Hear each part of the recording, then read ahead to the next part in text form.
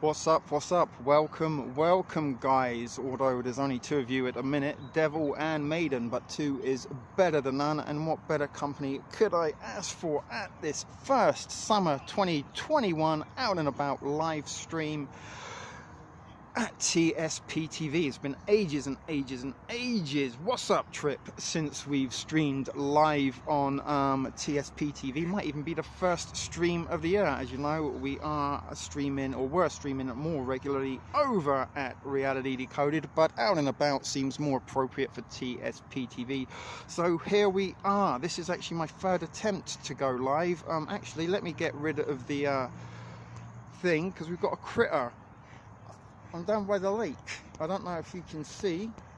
There's a little weasel or something. Look at that. Wonderful timing, guys. I'm not sure what that is, but we've also got some ducks quacking. We've got some seagulls. Let me get you back in position. And there in the distance, downtown Toronto. Let's zoom in a bit more on this tower there. Zoom out. What should be a familiar sight to some of you from last year. What's going on there? We go. I've got to use my pinch. Hopefully you can hear me okay. I am out and about. This is the first, as I said, out and about stream of the year. First stream I've done in a little while. Summer did finally break here in Ontario, Canada, finally. Couple of weeks ago, and for most part of those 2 weeks I took a break for myself, everything and everyone, and have pretty much been down here for as much as I possibly can.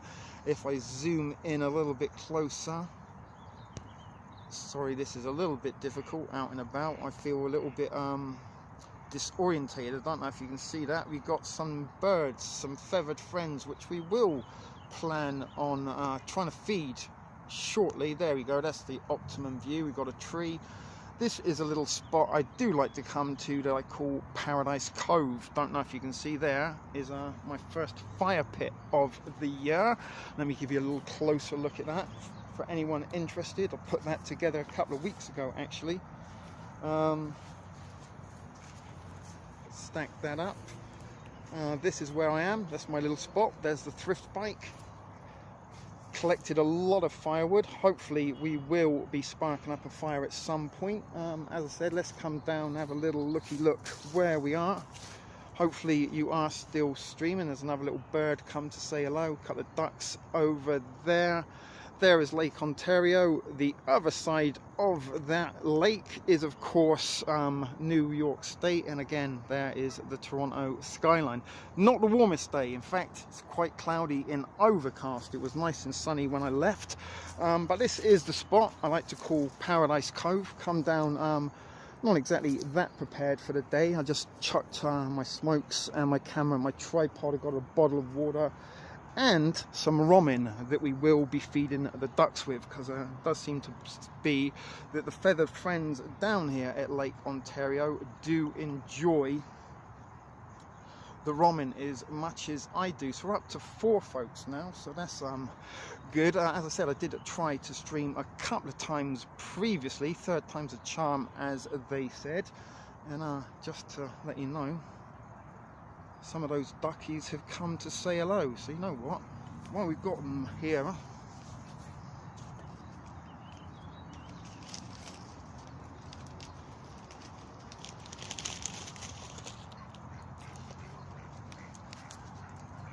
There you go, guys. Already. We're at Paradise Cove, Maiden, a little spot you should be familiar with if you tuned in last year. And I've got a couple of ladies and a young child also descending upon the cove. But look at that, already we've descended back to nature. Let's give them some more ramen noodles, because they do enjoy ramen. But we are down here at Lake Ontario, Maiden. As I said, this is a spot that I did frequent quite a lot last year. And already, as I said, we've got some feathered friends that have come to join us. Perfect timing. We've had a weasel, we've had a couple of ducks already. What else will this stream bring? I do not know. But yeah, I'm about 15 minutes from my house. Look at them. They are really, really lording it up. Should we see if we can get them to eat from the hand?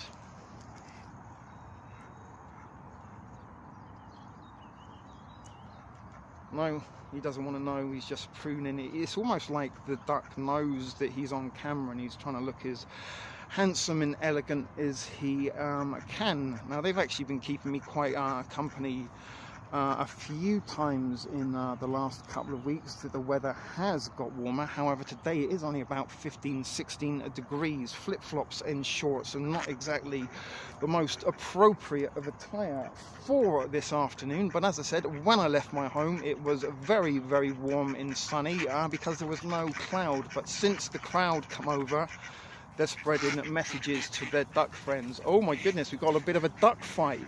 Maybe the lady duck was fraternizing with another male duck that wasn't her husband. What's up, Etienne? Bonsoir, mon ami from Montreal. Not Montreal, Quebec. Yeah, we are, as I said, down here on Lake Ontario. We've got some swans, we've got another couple of ducks over here. And I am actually shivering a little bit. I really should have worn a lot more warmer clothes this evening. Hang on, let me see if I can do something quickly. Yes, I can. Welcome, guys. Welcome. I am down here, and the good thing about being out and about in the outside, I can smoke, unlike in the studio. So good to see you guys. I do got some cajal on my eyes. I'm not wearing that guy liner, hay fever and stuff. It does seem to help and protect the pollen. But yeah, nothing better than a little spot of 420. Let me tell you, it's very obnoxious. The ducks are back. They had a little fly around in a flutter. Maybe they're back for some more roaming. But as I said, it's been a little while. It's been a bit of a shitty, long-ass, cold and depressing winter. And let's zoom in on the ducks. Much more prettier to see than me. But there we go. We've got some 420 and some feathered friends. So I don't really got much planned for this stream, other than the fact that it is the first opportunity I have had to stream since the weather has broke, due to the fact I haven't had any credit on my phone, which I just topped up earlier. Look, he's posing again, the duck.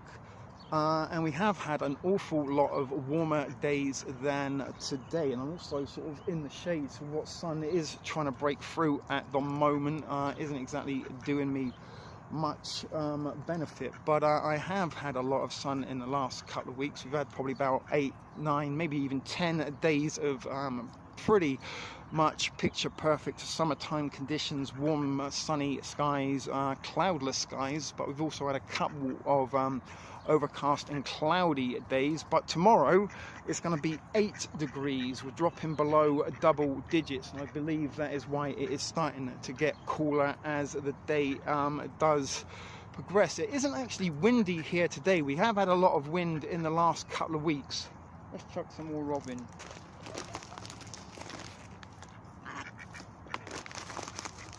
And I'm almost certain once word gets out that there's roaming going on, that the other birds will come. So I'm kind of relying a little bit on nature for this stream to sort of fill in as the content. I do plan on lighting the fire at some point, but I have seen a couple of patrols of bike cops. Something very familiar sight in the summertime in Toronto is bike cops.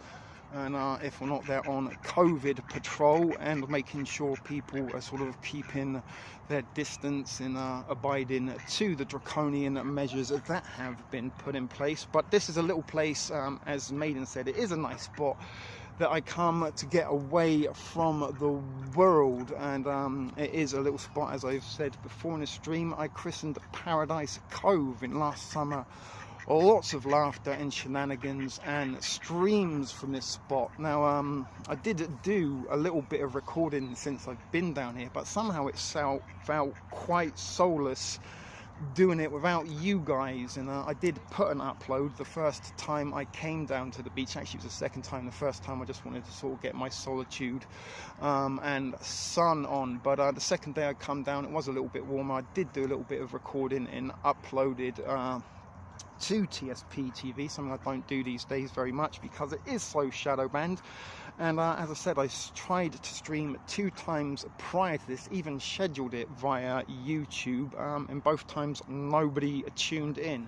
So I freestyled it via the Prism app, and lucky enough a couple of you did come to find me. So if not any more regular offenders, join us. But look, that's how close the wildlife is here. So we've got some good stuff there. With the rain we've had in Oregon, everything's blooming and is beautiful, sunny right now.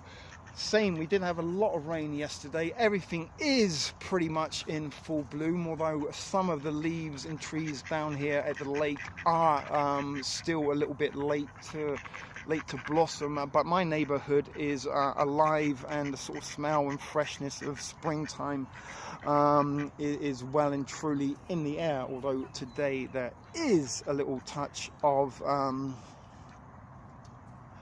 early spring or late spring in the air. So we've got the geese. The geese, I think, have got wind that there's some food on the cards, and they're just behind the thrift bike.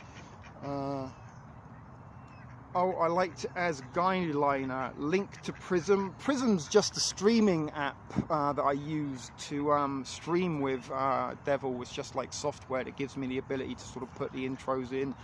And we can even put little effects if we really wanted to, like the tumbling turds, things like that. It's got a lot of stuff that I don't even know what it does, but it's a better platform to stream on than the actual YouTube app itself. So sort of there's no real link to Prism. Prism just links to YouTube and overrides that application for the streaming purposes of this application. But it is a pretty good app. There you go. Look, my God, we've got a ghost. He's trying to nick my fifth. Look at this. Sorry guys, there's my foot.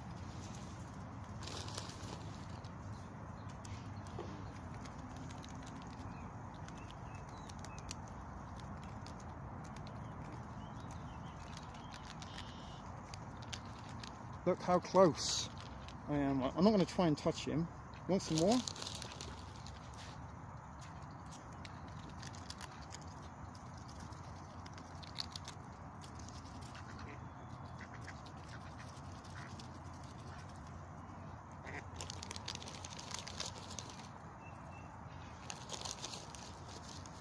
He's probably going to let the other geese know that there's food here.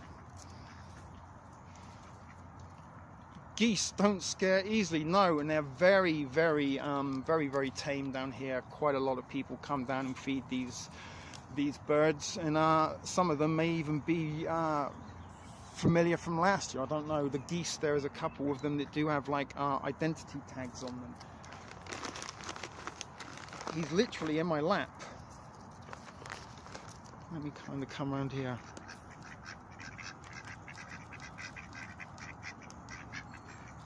They can be mean. The geese are kind of like the swans. There's like a sort of hierarchy of the birds. That the swans kind of rule the roost, but the geese are like the sort of the crips. Like the swans are like MS-13, and the geese, as I said, are a little bit like the crips. Maybe the ducks are like the bloods. And the seagulls are just kind of like cholos that show up and get the aftermath of whatever is going on. But this little fella here, he really is the star of the show. You want some more?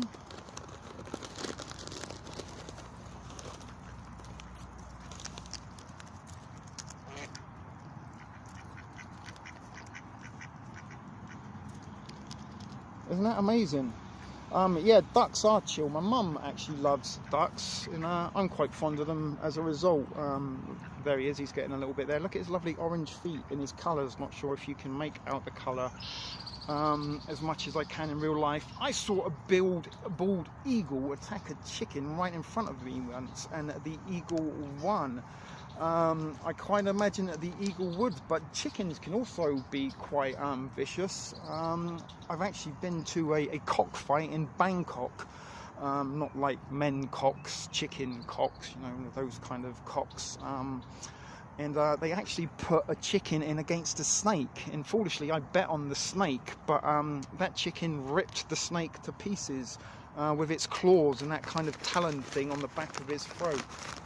One of the more interesting things to do in Bangkok, if you do visit, is try and find yourself an underground cockfight and maybe some bare knuckle fighting. Up to you if you want to experience a ladyboy. Looks like Mr. Goose has had his fair share of romming for now.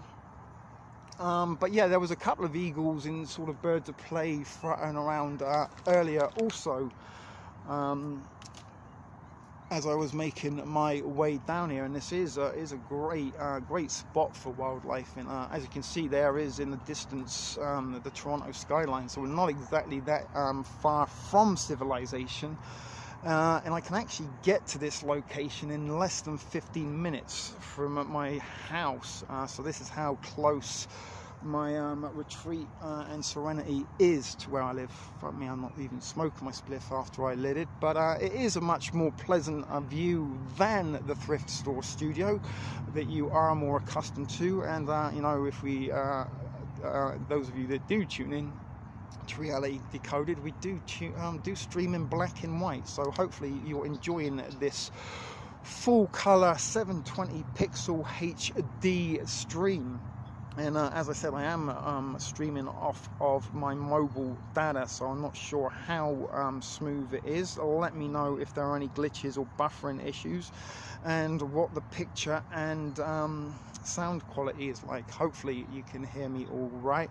It does seem that I've got a little bit of a delay on the comments perhaps, but it is starting to get a little bit nippy, as we'd say back in England, which is slang for cold. And the swans are sort of elegantly and majestically swimming around in the distance, although you probably can't make them out. Let's see if I can zoom in on the swimming swans. They are just behind the tree there. And let's keep it on the skyline for now. I think I'm going to have to put my hood up. Oh, we've got new comments. 5x5 and video is focused clear. So that is kind of nice that I do have that opportunity to stream out and about. It's been a couple of months since I've actually had enough money to splash out on the luxuries of mobile data in mobile service, because most of the time I've been at home, no one calls, and I can use Wi-Fi for the most of my communication purposes. And that is where we have been streaming on Reality Decoded. And the last stream we did there again was sort of taken down in the middle of it for no sort of apparent reason other than maybe the algorithm likes to fuck with me. And at the time, I did mention, Maiden will confirm that was a sort of a repeat offence by the algorithm, and the sort of third similar occurrences and circumstances that shut that stream down. And then the sort of hassle that I had trying to restart the stream, the software got messed up, my microphone got deactivated, even my streaming application sort of put everything upside down, and it can only be from my perspective is the sort of interference of the software or the artificial intelligence that controls that, purposely fucking with it to shadow ban or passively censor. So it was sort of at that point I give up the ghost, trying to get 3 successful streams in a row, which was something for months and months I was trying to sort of achieve as a little tiny goal over there at Reality Decoded. We will be back in stream, and I got some stuff in the pipeline to upload up there, but as the weather's broken, and as I spent nearly 8 months locked up in sort of solitary confinement with only a lunatic roommate for company, who I'm certain is a non-playing character in the virtual reality. Welcome, honks. I see you sneak in the door there unannounced. Good to see you, my friend. SCTV now. Whoa. It looks like it looks great. We could actually go in 1080 pixels if I really wanted to, but due to the fact it's on data, I figured let's go 720 just to be safe and keep up, because it does sometimes slow it down and lag a little when you use more pixels. But good to see you, Honks. Glad to have you back. But as I said, that was sort of last time we streamed was about 2, possibly 3 weeks ago, and it was not long after that the weather broke. And as I said, having spent 8 months inside locked up, recording and editing to sort of keep myself occupied, it was rude to stay in and do such once I'd been waiting for the weather to break for so long. Once it did break, to be out and about. So hopefully throughout the summer, as long as I can keep my data topped up, we should be bringing you some more out and about live streams. We may even be seeing some familiar friends returning to TSP TV, maybe even sooner than we think. But the other day I also went out on a little bit of a bike ride. It's one of those sort of days I come down early afternoon and there's quite a lot of sun, blistering heat, 28, 29 degrees. Then it clouded over. So I went on a 10k bike ride out to a place called Ontario Place, which I will be taking you to soon. And maybe we'll do some bike out and about on the bike and do some streaming and stuff. Look who's back. It's our buddy the Goose. I'm gonna have to take a closer look at the UFO. Well, yeah, fuck me, devil. I've got so much UFO stuff, some zombie stuff, all out apocalypse stuff. It just doesn't seem to quit in the news. But I'm kind of figuring that this is sort of a little spot in this place that we can just get the fuck away from all that shit. You know, Reality Decoded is a little bit more serious and sort of truth conspiracy based. TSP TV was always a little bit ambiguous and open and give me the sort of opportunity to sort of tinker and play around with a variety of videos, as I did sort of have intentions of bringing you sort of a one-man TV network here at TSP TV, bringing you a whole host of stuff. But again, not having an income has not really helped matters much, sort of in terms of being able to sort of top up rations. So let's put some more ramen down there. Let's see if our Goosey friend comes back for more. So that's sort of pretty much gone out the window. I can't do ration reviews. They're actually quite expensive now since the pandemic has started. For some reason, the price of those have screamed.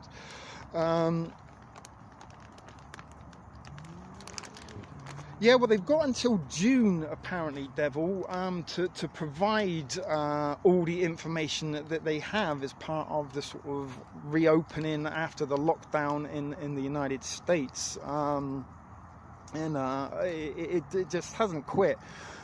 Each and every week there are a variety of articles about UFOs. There's also stuff about asteroids, and just recently, last week, I am in sort of process of trying to put together an upload for Reality Decoded on the Havana syndrome and the directed energy weapon that was reported on 130 or so American citizens of governmental agencies were affected by electronic weaponry, EMF, microwave directed energy, and have had something that they call now Havana symptom as a result of those symptoms. And those of you that do follow along should know that directed energy weaponry, electromagnetic frequencies, and all this kind of stuff is things that I've provided an awful lot of content and information, thoughts and opinions on, and now it's sort of making its way into the mainstream news.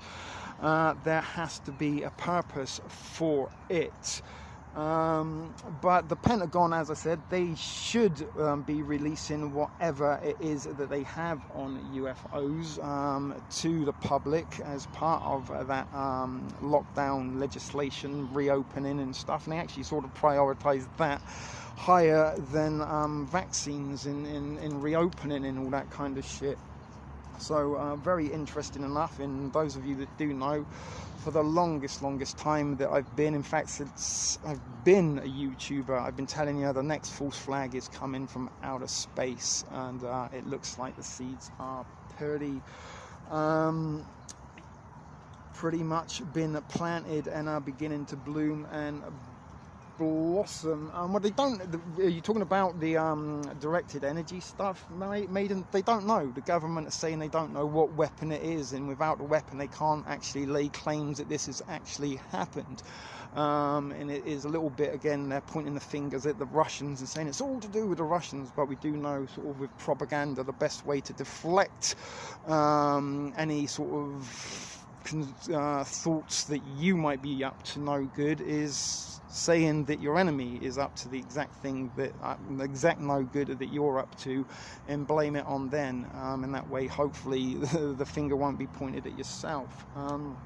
We are the slow boiled frog. It is a very you know, it's fucking over a year now that we've been in lockdown conditions, and it's still as draconian as ever here in Toronto. I'm pretty sure we're still extended till June on stay-at-home orders and stuff. That might be why police and that are out and about patrolling.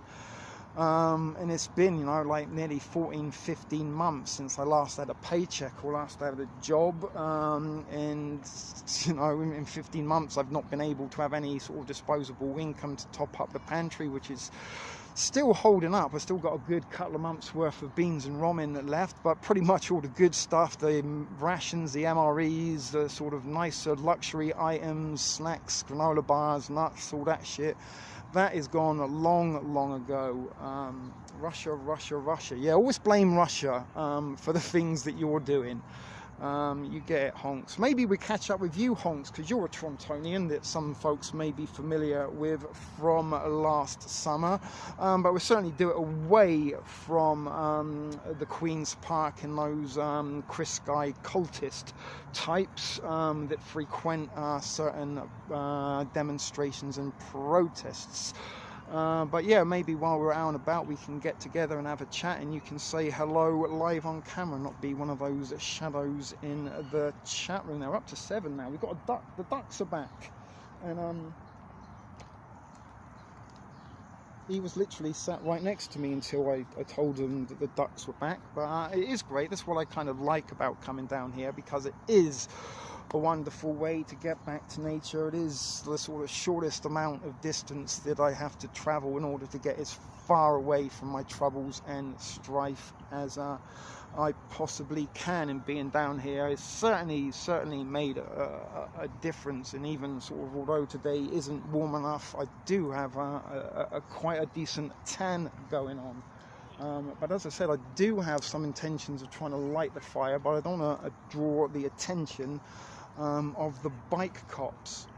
Yeah, exactly, Honks. We will get together one day. It'd be good to catch up and have a chinwag, certainly when the weather is nice. So you don't want to be like getting together out in the streets of Toronto in the middle of February.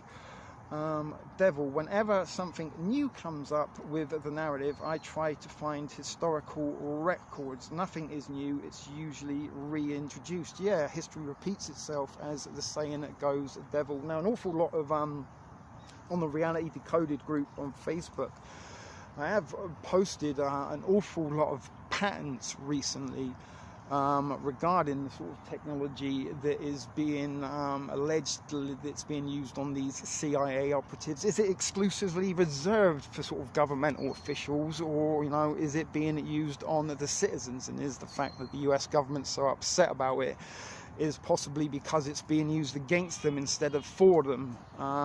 If you know what I mean. They probably have no qualms using it on their own citizens, but when their governmental officials start getting bombarded by it, it isn't so desirable.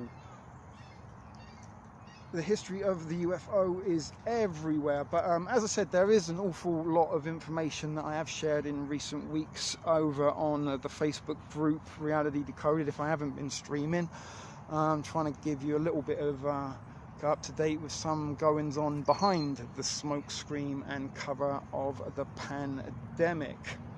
But anyway, as I said, this is where I come to get away from everything and being able to reconnect with nature and get, you know, up close to these magnificent birds. And you know, look at his colours. If there's a little bit of sunlight, I'm sure he would be looking far more spectacular than he was. But hopefully we will be able to attract more birds. What we need to do is get the seagulls.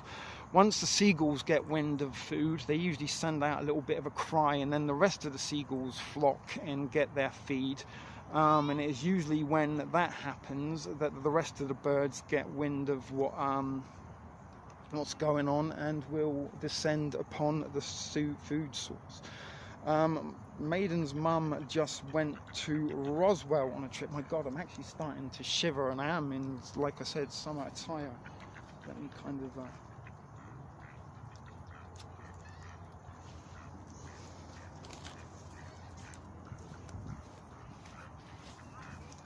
hello, so you kind of see flip-flops.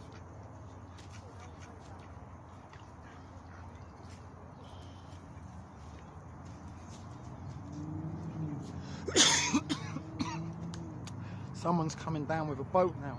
Now it's getting to that sort of time of day where I guess people who still do work may be getting out of work and will sort of come down here for their sort of exercise and outdoor recreation. And just the other day it was Victoria weekend here in Toronto, or in Canada rather, which is a 3-day weekend, and a whole bunch of fireworks. Now I do got some footage that I sort of shot, but again sort of half-heartedly and sort of on my own. Didn't seem that invigorating, so if or not I do anything with that footage, we'll wait and see. I did use some of it in the intro for this out and about stream, but it is a little bit chilly and it is difficult to kind of talk while I'm sort of shivering, so if I sound funny, my apologies. Yeah, I have been shit on a couple of times by geese in the last couple of weeks since I've been down here, and there's a child running around chasing a little bird there. So it is peaceful, it is very restful, and you know, I've come down here a few times without my phone. There's been no point bringing my phone without any data. It's not going to ring, and I haven't even felt, as I said, really like streaming or recording in the last couple of weeks, and sort of was feeling a bit down in the dumps anyway before all the kerfuffle with streams being stopped and shut down at Reality Decoded, and sort of after that I just thought, you know what, just fuck this shit, give myself a break, and maybe come back with a sort of refreshed and regenerated or reinvigorated attitude once I got a little bit of sun and tan on the skin, and a little bit of fresh air and exercise, and it has been sort of it has made a difference. I've noticed I'm sort of falling asleep earlier, waking up earlier, not awake till sort of like 5, 6, sometimes 7, 8 o'clock in the morning, then sort of waking up 1 or 2, and before you know it the day's gone, and again you're sitting awake all night. So a few nights in the last couple of weeks I have been falling asleep before midnight, which is good. Well, I kind of am eating devil, and without, I mean, I don't want to sort of play sympathy cards and feel sorry for me, but the last sort of couple of months, it's been fucking meager pickings on all fronts.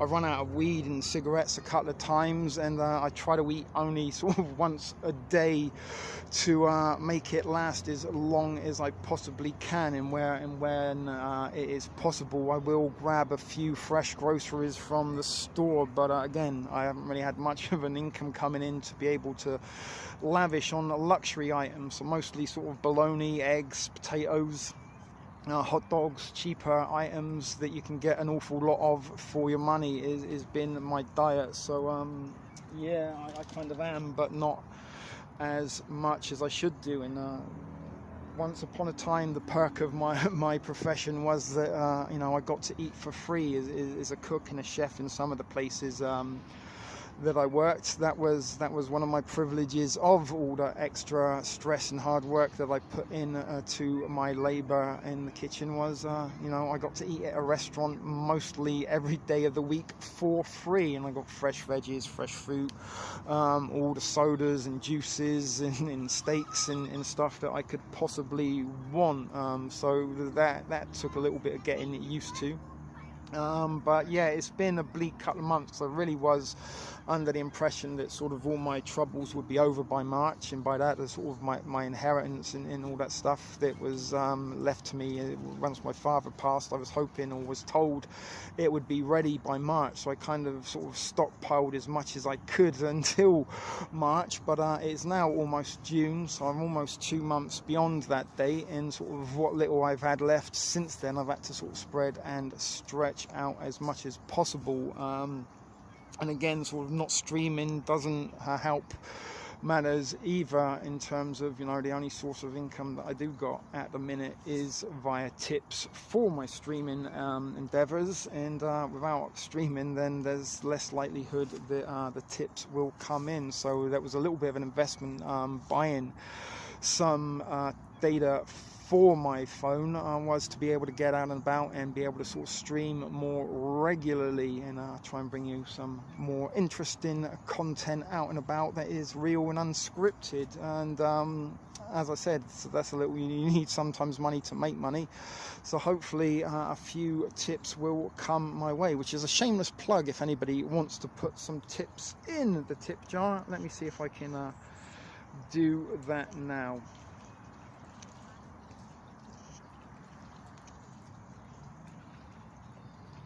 There's a lot of I don't really know, to be quite honest. There's a sort of variety of all sorts. There's some sort of fir trees and sort of what looks to be some birches and some elms, but I'm not really that sort of familiar with birds. I'm a little bit more familiar with, and animals and stuff, but not so much with plants. Maybe it might be interesting to get a little book or something and come down and have a look, because as I said, I do like being out and about. I do kind of enjoy being close to nature and around trees, fresh oxygen, fresh from the source. And there is even sort of, if you go, we're going to do quite a lot of exploring hopefully through the summer. I'm going to show you some more spots that we didn't sort of get to see last year that might be of interest. And just round sort of not too far on the lakeshore, there's a little area by the pavilion that's got a butterfly habitat that is kind of cool to go in and see all the different sorts of butterflies that kind of congregate there. And there's also a couple of sort of flowery gardens, sort of tropical flowers and stuff. Well, Devil, I'll hit you up with a text or something. I can send you my address, but the only thing at the minute is the sort of mail here in Canada seems to be quarantined. I got a couple of bucks sent to me from back home today, that was sent like nearly 4 weeks ago, that I've been waiting for. I haven't had any, like, literally no money since April, and just sort of living what I had sort of in my pocket and in the pantry and on PayPal. And that was supposed to get to me by the beginning of the month. It even was paid extra to have it sent in 5 days, and it took 4 weeks to arrive. So mail wasn't exactly the best. And Martha, also bless her, she sent me a few bucks a while ago, and that took nearly 2 months to arrive. So at least kind of with PayPal it is sort of immediate and instant. But as I said, I don't stop or refuse any assistance and help in these times. I hate ladybugs. Yeah, there's some interesting bugs as well I've noticed in my front yard.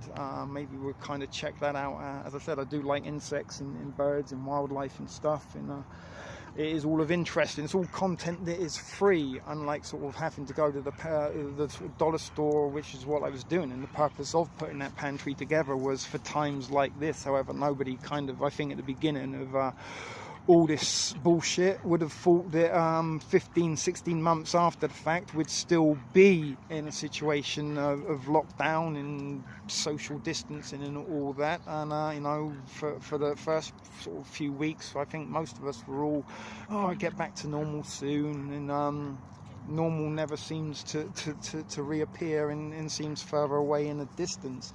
And all the kind of sort of stuff that I was hoping to replenish and restock in the pantry, unfortunately I haven't been able to do, which is a sort of smart thing to do every now and then, is to sort of reshuffle and take out the older sort of almost expired stuff and replace it with fresh. So there's another goose come back, look, to get his fill of romin.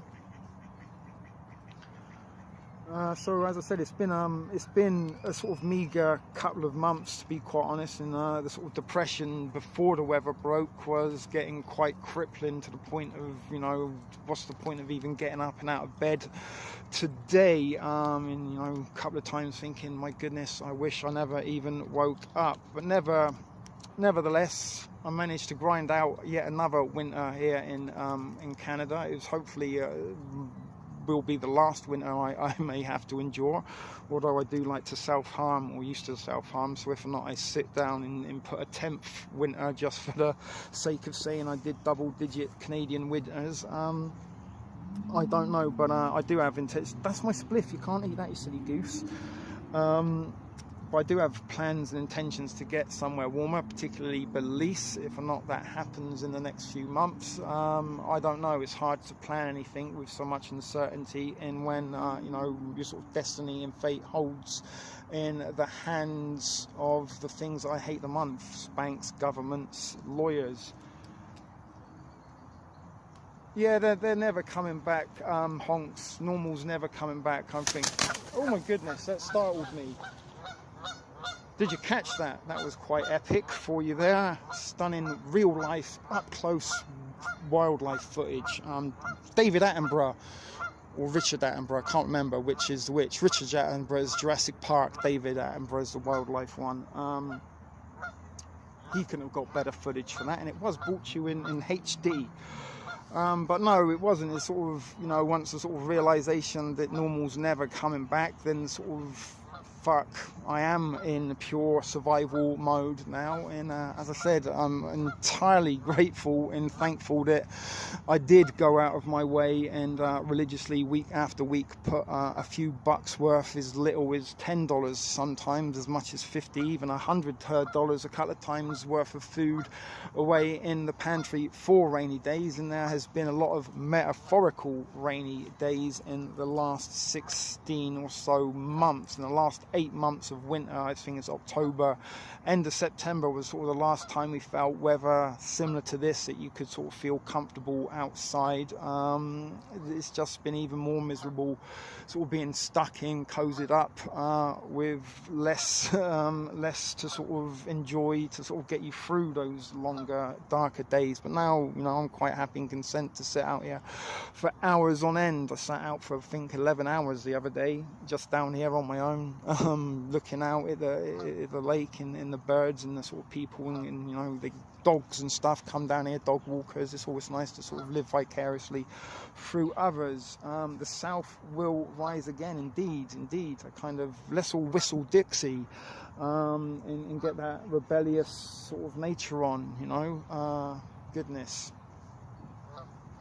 Civil war, I'm pretty sure. I mean, we're kind of in a sort of cold civil war at the minute. The sort of maskers and the non-maskers are going at it left, right and centre on social media, and you know, the culture creation and the controlling of both sides of the narrative is something the deep state do like to do, and the majority of folks have kind of been drawn into that cold civil war, global civil war, so for want of a better description, because it is something that does affect the globe.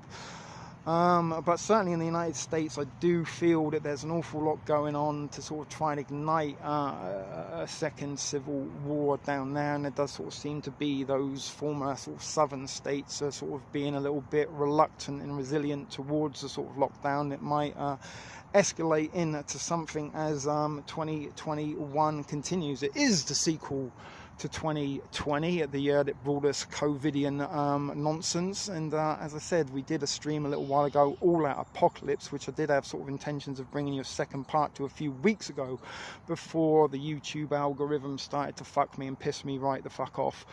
To sort of update you on the fact that, you know, it does seem that we are living in a real life, choose your own reality, a role-playing existence, and, you know, all the sort of stuff of fiction in movies and TV shows, comic books and such forth, is becoming sort of mainstream news reports, just like War of the Worlds back in 1938 when Orson Welles dramatized the H.G. Wells classic OG UFO invasion story War of the Worlds, and set it in real time and passed it off as a news report, which many people believed was real. And many times I've told you that for me was the first experience of using sort of mainstream media at the time, which the platform was radio, to pass off fiction as news, and then collect the data and the results of how people received that.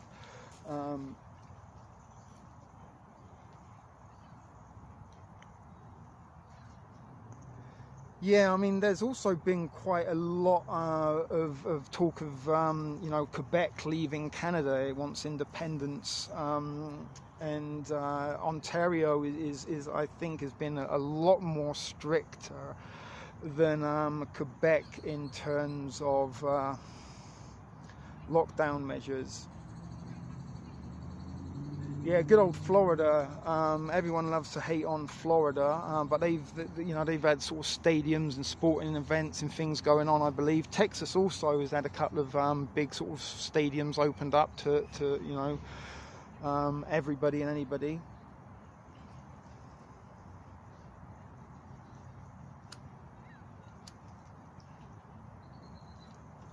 Funny enough, talking censorship, YouTube have actually updated their terms and conditions, and it might even, although I doubt it will be, but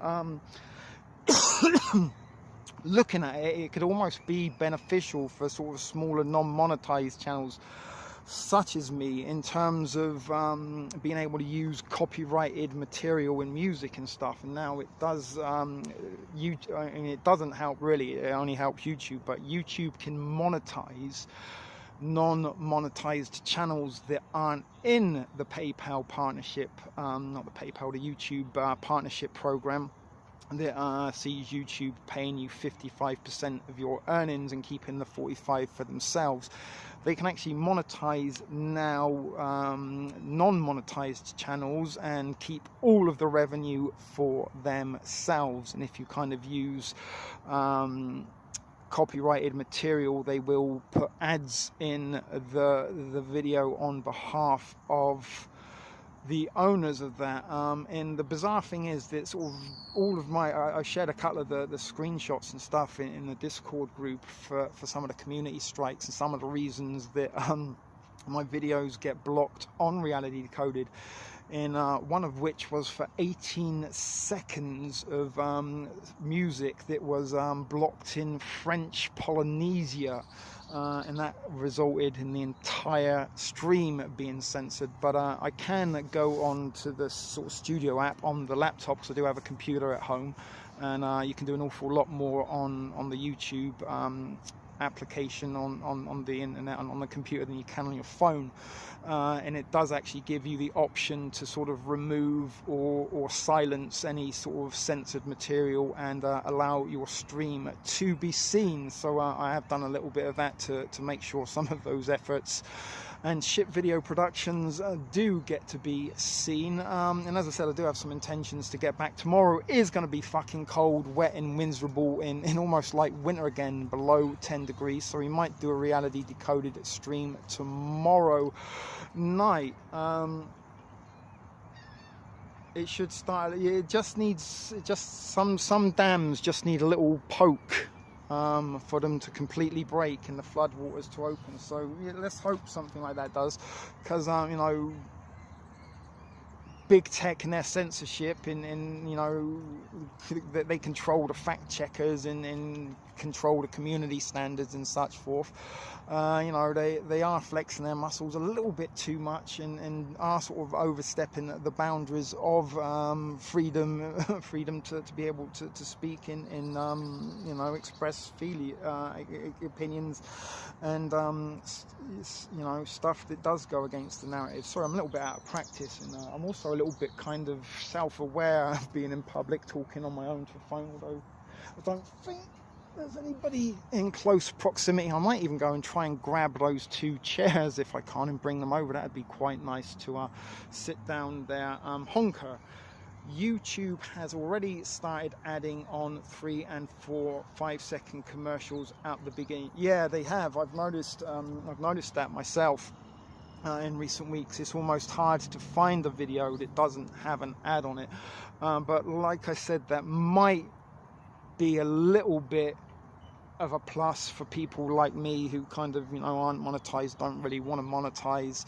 You know, and I'm not sort of out to scam or pass off material that isn't mine as mine, but sort of the copyrighted material I use for sort of informative and educational purposes, and then to sort of reference the point I'm trying to make. It's not like we put the entire movie up, we just put a few seconds, and it's usually sort of TV and movies that I use footage. I've got a lot of non-copyrighted music that I use that you guys seem to appreciate, but that is the sort of things it does in the past seem to get me into trouble, and it also seems to be in sort of the far distant parts of the world, in little remote countries, that those censorship issues kind of seem to get those streams blocked or community strikes. And it sort of goes to show me, at least, that is kind of the level and extent that YouTube will go to censor it, rather than just say, well, you know what, let's just block this video in French Polynesia, and then the 18 seconds of Kill Bill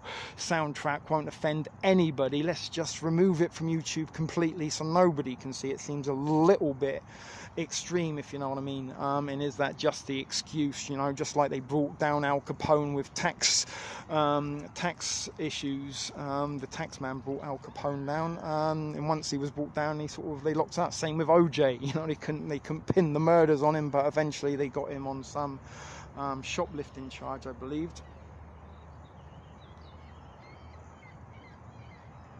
Yeah, Canada's gone honks. That's why I really want to get out as soon as I possibly can, and sort of kind of why I was hoping I wouldn't even be here by now, which is sort of another reason in the sort of last couple of weeks I haven't really, sort of couple of months even, felt like sort of streaming, as it sort of seems like all of this should be coming to an end in the not so distant future. But as I said, it doesn't seem like that's going to be ending any time. I was sort of said it may be by July, but the goalpost has been moved already a couple of times, so I ain't going to count chickens before they have hatched from the chickens that have yet to be laid themselves, if you can follow along with that.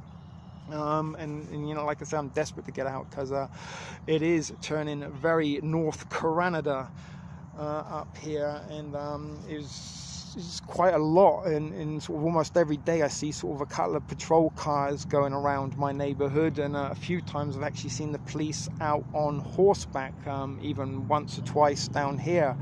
Although not recently, a little while ago in March, we had a couple of days it was warm that I went out with a little barefoot Judy for a walk and get some exercise, and a couple of times we've seen the police on horseback out for our safety, just making sure, you know, nobody's more than 6 feet apart, and all that kind of stuff. They just want to keep us safe. But there you go. We've been going for nearly an hour right now, so I might draw this first out and about to a close shortly. But we might come back later, because I don't know if or not I said some familiar friends might be returning. What time is it? It's got to be about 5:30, right? I don't know. I can't access my clock, and I don't have my second phone with me. It's only going to be 2 weeks to flatten the curve. What are we into? Like 84 weeks or something like that into flattening the curve. The curve can be whatever they say it is, Maiden. There probably was never a curve to start with. It was just part of the brain control, brainwashing, and mind control, rather, of the mainstream narrative. All right, 5:30. So I don't know if I can keep this going for another 2 or 3 hours. And look at that. It always happens whenever I say I'm about to end. We always seem to get is this the algorithm playing with us? It seems to add a couple of extra viewers on. Viruses don't like sunlight, and it actually looks like the sun has poked its head out right now. The cloud does seem to have disappeared, so I could almost go and relocate and get a couple of hours of sun before it sets. Believe it or not, you can still suntan quite late in the day up here in Canada. It sort of stays light to around about 9 o'clock at this time of year. And the longest day, I think, comes June 21st, where it's light to nearly 10 p.m. But as I said, guys, it's been a very long time since I've streamed here at TSP TV, what is essentially sort of my backup channel now, ever since I started my endeavours over at Reality Decoded. And hopefully, as I said, it is going to be cold and miserable tomorrow, so maybe we'll put a stream up Friday night for you. But now I do have a little bit of data on my phone. I've got 10 gigabytes of mobile data to use up each and every month. The incentive to get out and about and do more streaming is certainly there, because, you know, a couple of times that I have been out and about in the last couple of weeks since the weather, I was like, damn, I really wish I had the ability to stream right now and sort of share this with some of the regular offenders. And although I do enjoy sitting down here on my own in my solitude, getting my serenity on, it is also nice to share in company the experiences of nature and wildlife. Now here's a whole bunch of birds. The geese have returned. I'm going to go in see if we can relocate a little bit.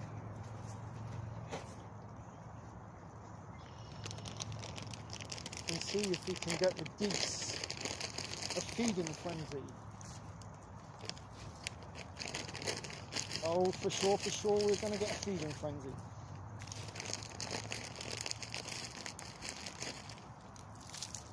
Alrighty. Someone else has got a fire going, so there's an incentive for me to start a fire. Safety in numbers. Alright, so there are the geese.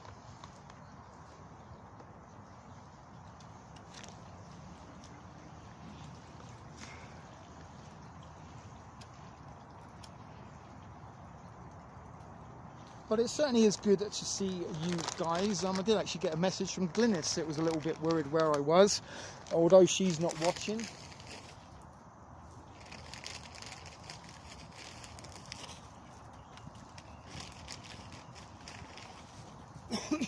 Some of you may actually recognise my repackaged ramen. This is actually 2 years old, and it is still edible, although it does have a little bit of a slightly stale taste. But repackaging ramen, it is available. Upload on TSP TV for you to watch. How you can downsize and store more ramen in less space. Geese don't like Alka-Stout, sir. They might be baby geese. See? I can still eat it.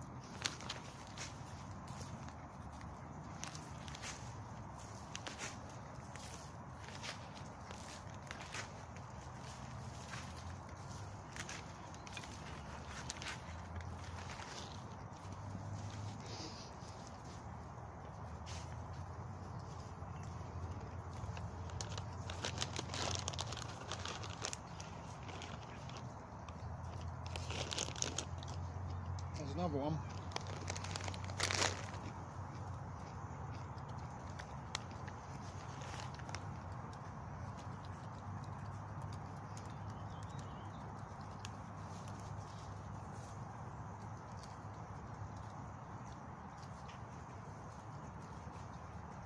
He doesn't like weed.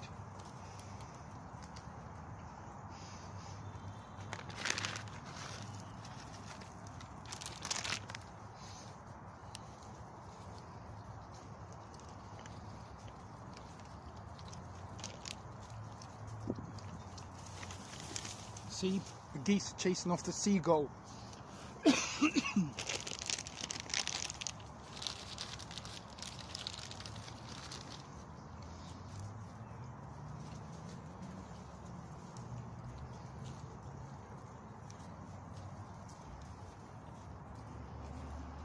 I think this guy is the boss.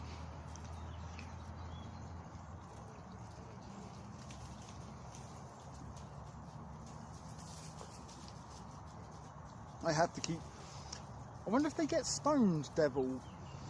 I imagine they would. Some people say that, like, we back in England, we used to go and pick magic mushrooms. In wherever sort of cows grazed, you could usually find the mushrooms, and cows used to chew on them. So cows used to sort of be tripping their balls. Actually, there was a little bit of rancidity to those ramen, so that is another reason it has been in sort of the pantry for nearly 3 years, actually 2.5 years at least, that I kind of broke it down and repackaged it.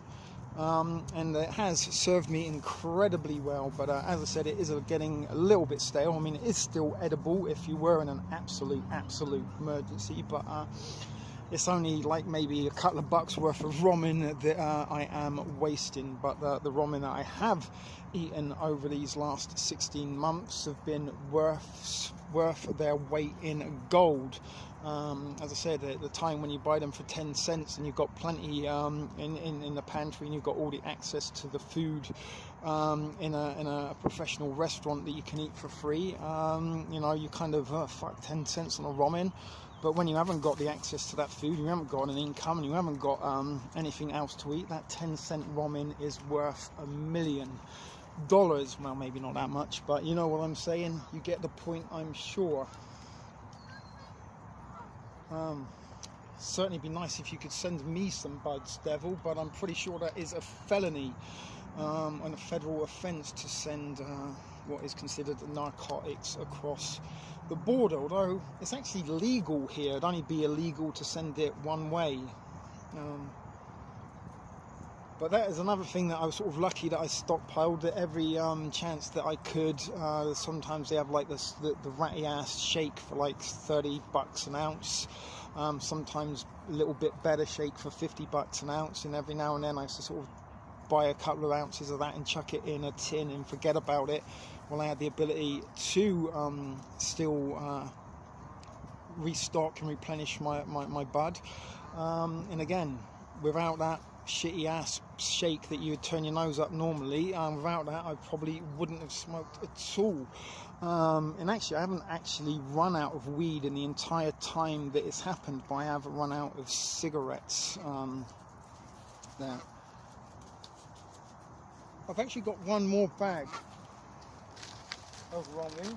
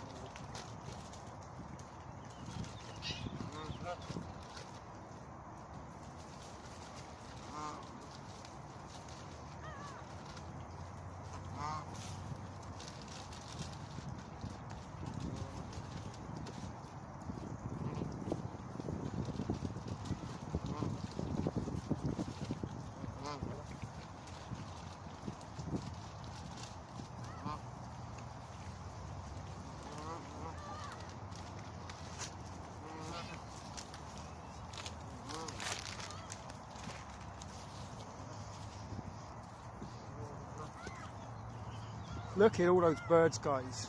We've got seagulls, we've got pigeons, we've got geese. There are some ducks down on the lake. Told you that guy's the boss. Look, he's chasing the other ones around. Hello, Say Z Angel. Welcome, welcome. I don't know if you've been before to TSP TV or if you are a regular offender with a new name. But always good to see new faces if that is the case. But look at all these birds that have come to feast on stale ramen.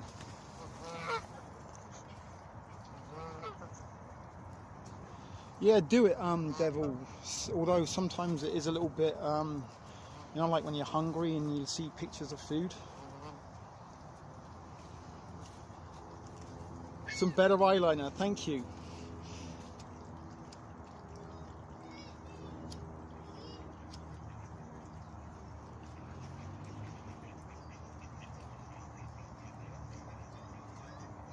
Don't know if you guys can hear the ducks in the background, but there must be about 20, maybe 30 birds that have sort of come and descended and pecking on the morsels of ramen noodles that are tossed out for them.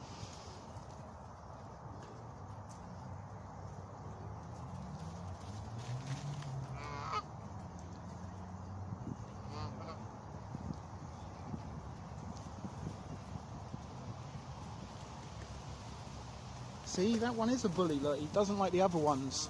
And you can kind of see there's a couple of these geese here that have like identity tags on their necks. I'm pretty sure one of those is from last year. We've got 3 of them. There's another one just behind the thrift bike over there. And a few people come and gathered round to see the feeding of all these birds. Now the swans are coming over. I don't know if you can see there. We've got a swan casting an eye over what's going on. Probably swans not interested in ramen. Well, I'm a product of the 80s, back in the days, you know, the likes of Duran Duran, Spandau Ballet.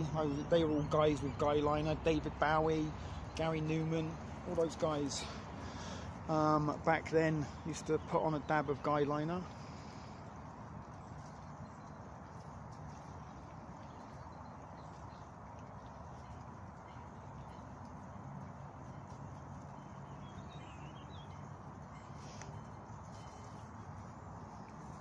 So Angel, where in the world are you from, if you don't mind us asking? Don't be a stranger, don't be shy. Let us know where you are in the world and what you got to say, and hopefully you'll be part of the crew and be one of the regular offenders. But if you only just want to hang around for a little while, check it out, that's cool too. But it is nice to sort of gather where people on. Who's going to bet she's from Louisiana or he's from Louisiana? Any takers? Or Texas? Texas would probably be the main bookie's choice. Second, Louisiana, because we do seem to have a majority of Texans and Cajuns that tune in to Ship Video Productions for some reason. Why I seem to have an appeal to Texans and Cajuns particularly, who knows? But it is better to have an audience than no audience. So all guys and girls are welcome to the thrift store, and as we always say, be excellent to each other. So hopefully you guys are enjoying this. It is kind of relaxing. It has been kind of fun getting to enjoy this with the few regular offenders that managed to find this early afternoon stream. As I said, we're going to just keep going for as long as I can. I do have a power bank and a charger, so we can use some additional power if the case may be. And if not, we do get to see some familiar faces making an appearance in this stream, or if I kind of shut this one off and do another one later, who knows? So I might even have to go home and change and get into some warmer attire if I'm going to stay out here for the night. But there are people with a fire behind me. I don't know, I don't know if you can see. There is a fire behind there, and yeah, there is my casual on my eyes, the guy liner. If I put my hood down. But hey T, are you going to be going to do? Yes, Maiden. I've had plans and stuff. I just haven't really been in much of a mood, and I don't know if you can see, I'm a little bit darker than last time you saw me. But I have got a whole bunch of stuff lined up and planned for Reality Decoded. All Out Apocalypse Part 2 is on the cards, and I did start yesterday half-heartedly putting together what was going to be an upload rather than a live stream on the directed energy shit in the Havana Syndrome. But I've got a lot of UFO stuff, I've got a lot of zombie stuff to bring at you, as well as whatever else we can make up and find. Believe it or not, I've got a shitload of content that I have ideas and intentions to try and put into streams and presentations at Reality Decoded. And you know, those of you that do follow along over there will have maybe noticed I've also had a little bit of more of an interest in put a lot more effort into sort of editing and putting together my shit video productions and kind of enjoying sort of filmmaking a little bit, something I didn't think I would find. That is a little bit of a plus from the last 16 months, not having a job and sort of working 60 hours a week's given me a lot more free time to sort of put in to my YouTube sort of channel and stuff, whereas before just doing it on a couple of days off is a little sort of hobby. You know, I didn't really put that much time and effort to it, but over the course of the last 12 months I actually have found myself enjoying sometimes editing and you know, putting the productions together more than actually streaming. But I've got a lot of stuff. I've still got the Robots Rising series to bring for you. I've got a whole bunch of stuff lined up on that. So yeah, there's lots of stuff. It's just a matter of kind of, as I said, I wanted to appreciate the outside once the weather broke, but finding time to sort of get back into a regular rhythm of reality decoded streams, and hopefully a lot more streams out and about on TSP TV over the summer months is all I have up my sleeve at the moment. So let me turn you around. I'm comfortable looking at myself outside, and my goodness, I can still taste that stale ramen. See, look at this guy. He really doesn't like the others having. Devil's been jamming out. What, you've been jamming out with your guitar? Or have you're referencing that I've been jamming out in the sun? I don't jam, I don't play any instruments. But, look at all these geese. Look how close he is to my foot. And there's got to be 1, 2, 3, 4, 5, 6, 7, 8, 9, 10, 11, 12, 13, 14, 15, 16, 17, 18 geese, guys. 18 geese, down to only 4 watching, so maybe we should wrap this up very, very shortly. An hour and 30 minutes seems about right. I was going to spark up the fire. I was trying to show you the people behind that were lighting the fire. Let's see how easy we can get it going. Maybe that'll be something to do to keep you occupied. Should I start a fire? There's only 4 people watching. You get to choose. Shall I start a fire or should we stop the stream in 15 minutes? You choose. Choose your own reality. Choose your own adventure. Choose your own content. Are you still there? Have we lost streaming? Connection down to 3, so that's not a very encouraging prospect. So maybe we will wrap this up and I'll save the fire for a little bit later.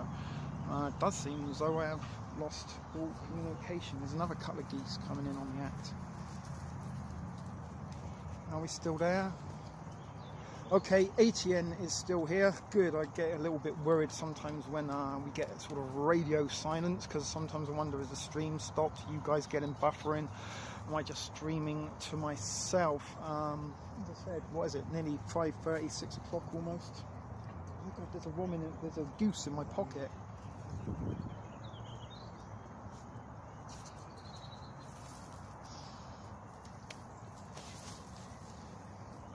Okay, ATN is going to be leaving in 5, so it might as well be wrap it up in the next 15 minutes or so.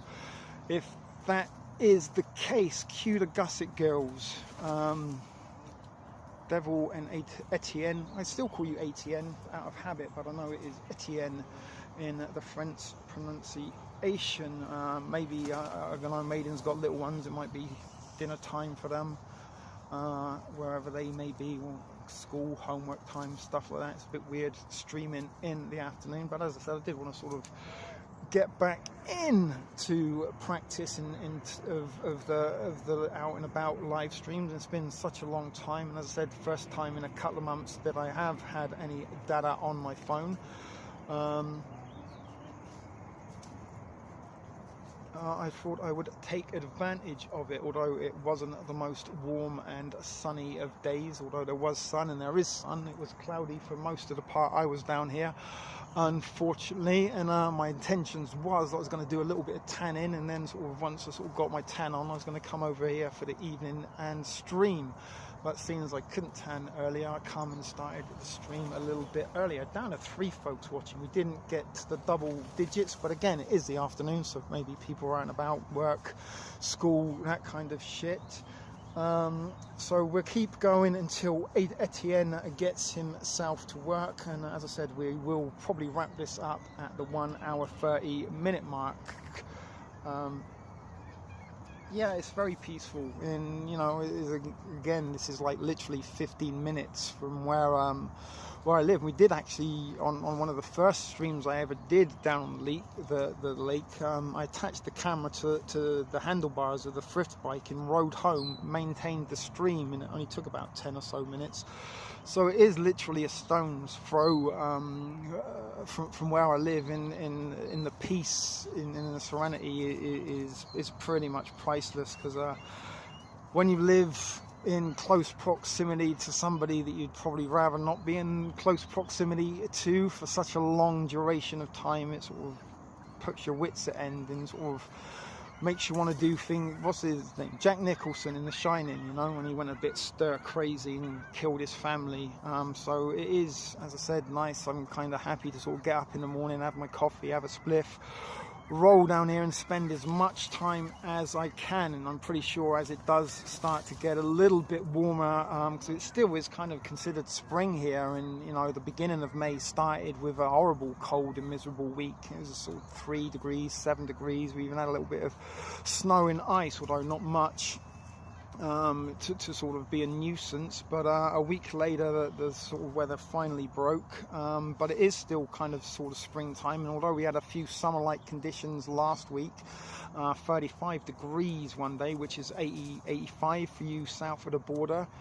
It has cooled down considerably to about 16 today, and in the shade it is a little bit cooler, and down on the lake it is cooler still, but the sun is sort of coming out and it does seem to be warming up a little bit, so maybe we will hold off for a little bit longer before we light the fire.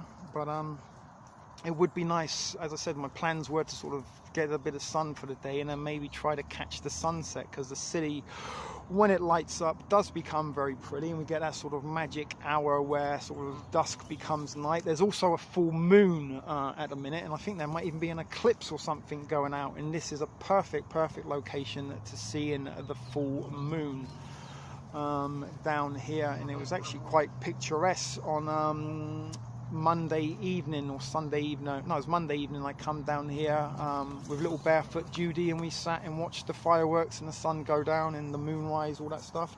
Would have been romantic in any other situation than the platonic.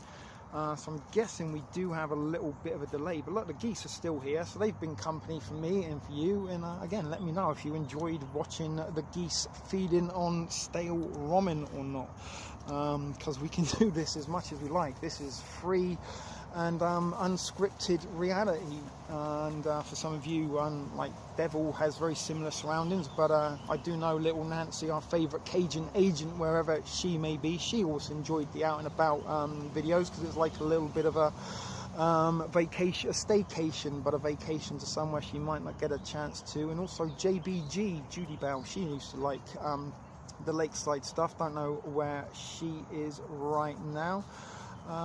But it was, as I said, nice to get back in the outdoor broadcast mentality, and was nice to share this afternoon with you guys. Otherwise I would have been just sat down here on my own, and it has been, as I said, the last sort of couple of weeks I spent an awful lot of time down here, and it did seem sort of a little bit, oh God, I wish I could stream now and chat to the guy.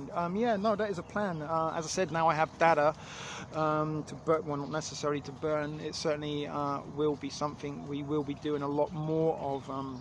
As I said, for the last couple of months I've had no credit on my phone, so I haven't been able to use it or you know, connect to the Wi-Fi or the internet once I leave the house.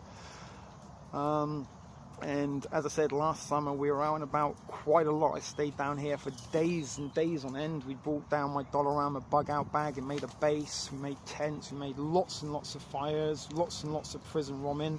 The goose is literally sat on my foot.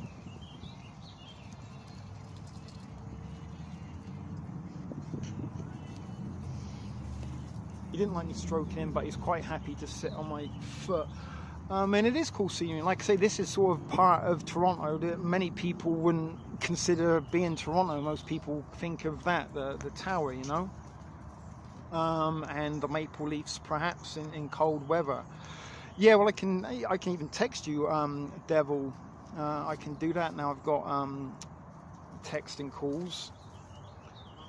Yeah, there's a few of them that are banded, made them. There was one that was, one or two that I think we saw from last year that made a, because this is like my little sort of part of the beach. I've got a little sort of few spots in this area, because unfortunately the Cove, sort of about 3-4 o'clock in the afternoon, loses the sunshine, so sort of a little bit further around the shore there is a spot that I like to sit out on, that you may remember from last year. Also gives you a bit of a better view. And again, if I kind of bring you that, sorry Mr. Goose, I didn't mean to startle you.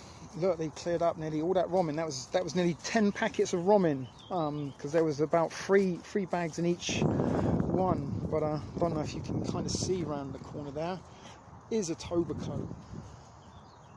And there is the lake. You can see there all the swans, and there's the city.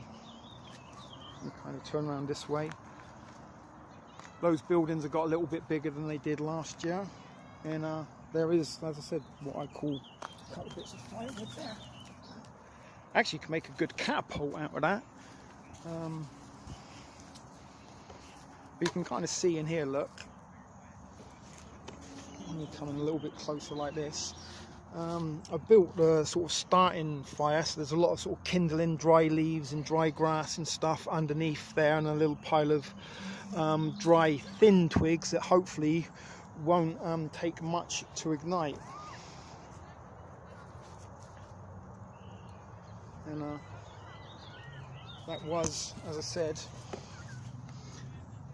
the fireplace.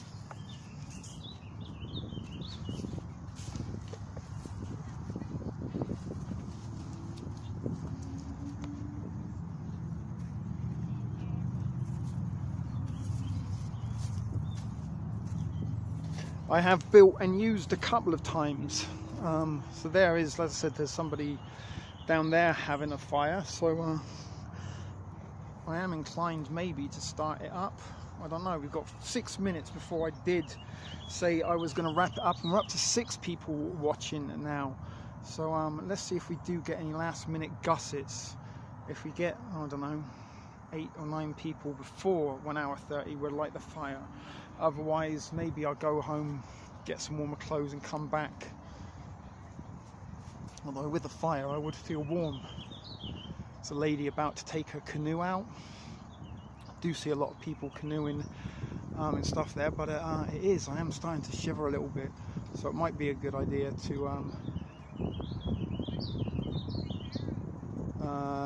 go and get some warmer clothes.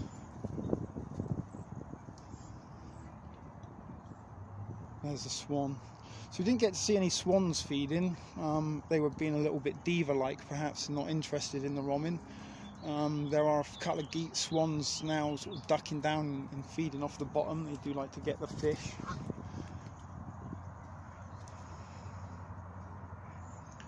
I'm thinking we've got maybe about a 2 or 3 minute delay. You know what, fuck it, I think I'm going to light the fire. Or roll a spliff. What should I do? Roll another spliff, light the fire? That seems good enough. Fuck it.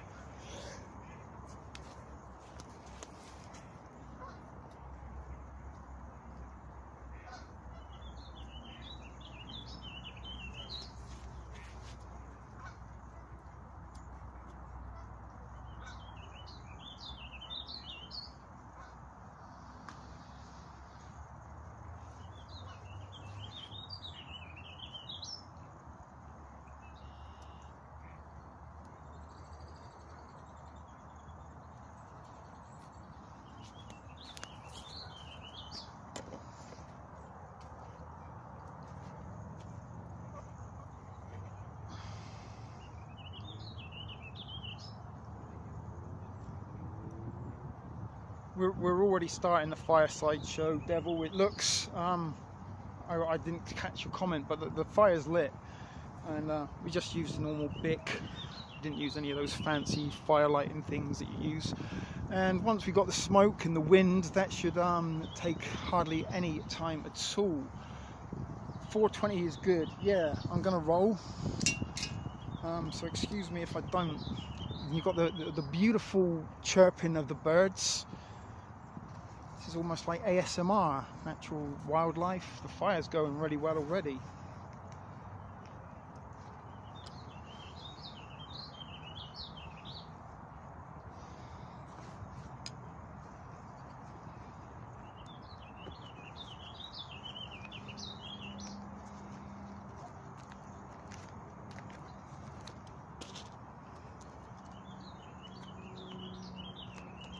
It's actually the first packet of cigarettes I've had in 3 weeks. Actually, I had a packet the other day, the weekend.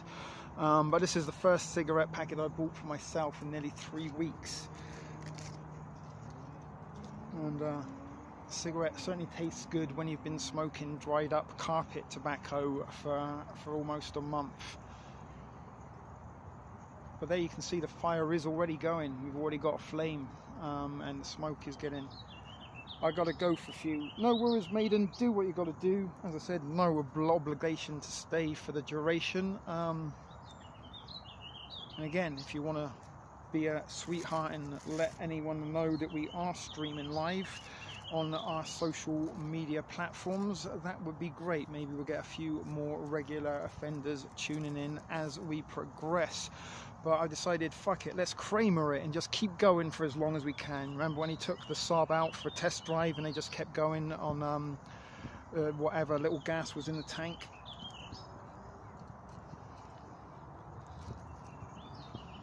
I mean, Christ alive, I've done streams for like 7 hours in the past without any topic or plans or attentions. Shows about nothing are something that TSP TV was built on, to be honest with you. Be rude not to do a show about nothing. I'm almost certain now that the fire's going, the bike cops have come back and put an end to such festivities of sitting by the fireplace. I've actually got a blanket I could wrap round myself if I needed to.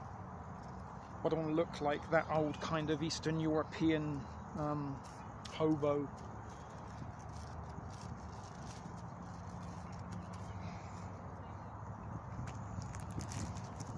Excuse me while I roll. It's also a little bit windy, so I need all of my concentration.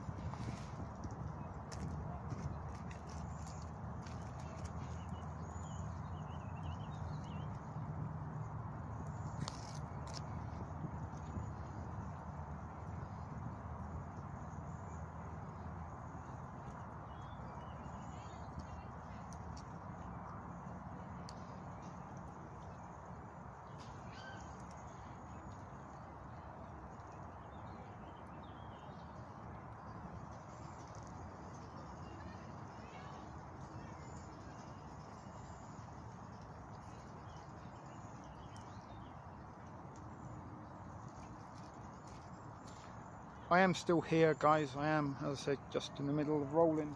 Don't worry if you can't hear me. Maybe I should have put some music or something on in the background.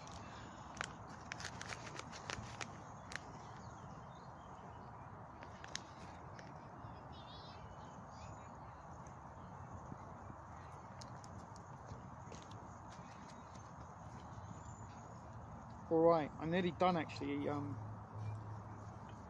Devil.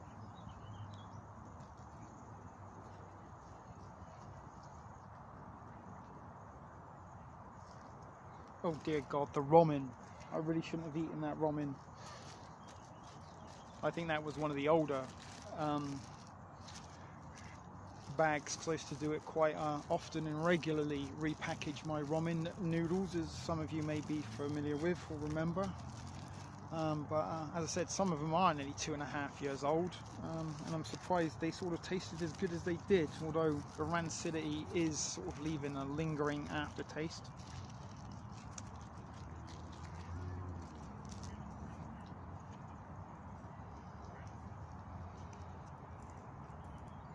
Done. Did I beat you, Devil?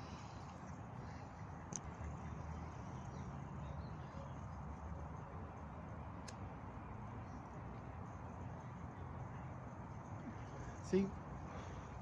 It'd be nice if I could smoke in my studio. I want to sort of create that 1950s, 1960s sort of documentary interview style, and I want a guy to be there. So tell me this. Always blame the time delay. If in doubt, blame the time delay. I blame the time delay quite a lot sometimes when nobody's chatting or talking. It's not because they're not interested or they're not listening, it's because of the time delay. That's why there's nobody commenting. But there isn't really much to comment on here, to be honest with you. Like I say, it's a little bit about touching base, reconnecting, getting back into the rhythm of things. And as I said, I had a little bit of a vacation for myself and everything. Although not really a vacation, but this little part of the world down here in Toronto, it's just a stone's throw away from where I live, could be almost anywhere. When you kind of look out on a very, very hot summer's day, you've got the lake, you've got the beach, you've got the wildlife, you know. It could be a variety of numerous, and look at see what the fire's doing.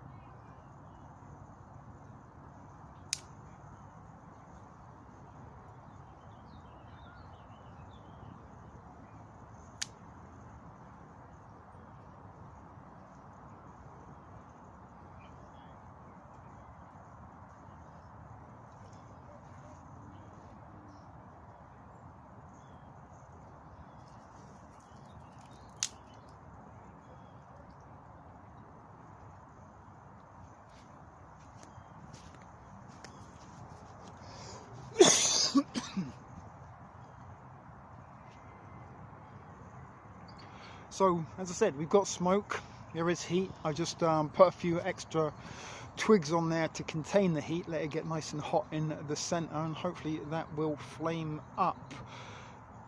Seems like a very slight delay. I think it's about 20 or 30 seconds that YouTube puts on it, so they can shut you down if they need to before anyone gets to hear you.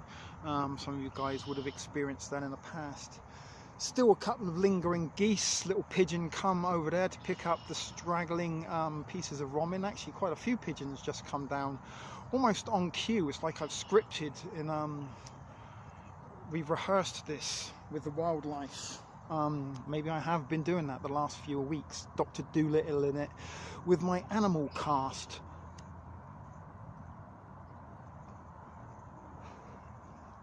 But hopefully when the fire does kick up, I might sort of relocate on my blanket next to it to keep myself a little bit warm, and we'll just keep streaming without a purpose until whenever or whatever happens. If that sounds good to you, because we've already gone over the 1 hour 35 minute.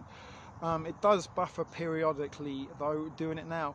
Yeah, that is the only downside of sort of streaming outside and not having the sort of luxury of a constant Wi-Fi signal, a strong constant Wi-Fi signal. I am kind of a little bit at the mercy of the data towers. I don't actually have a 5G phone, it only has 4G capabilities. I'm not sure if that's a good thing or a bad thing. But as I said, we are relying. Yeah, I wouldn't mind. I do intend to get some pets in the future, but having sort of the living conditions that I'm in, sort of room sharing and stuff, pets and things are frowned upon. I did rescue a baby squirrel a couple of years ago, Devil, and sort of tried to keep him alive as long as possible, but do suspect my roommate murdered him one day when I was at work, because we got a sort of resident in the building, this a little bit of a diva, thinks the sun that shines out of her ass.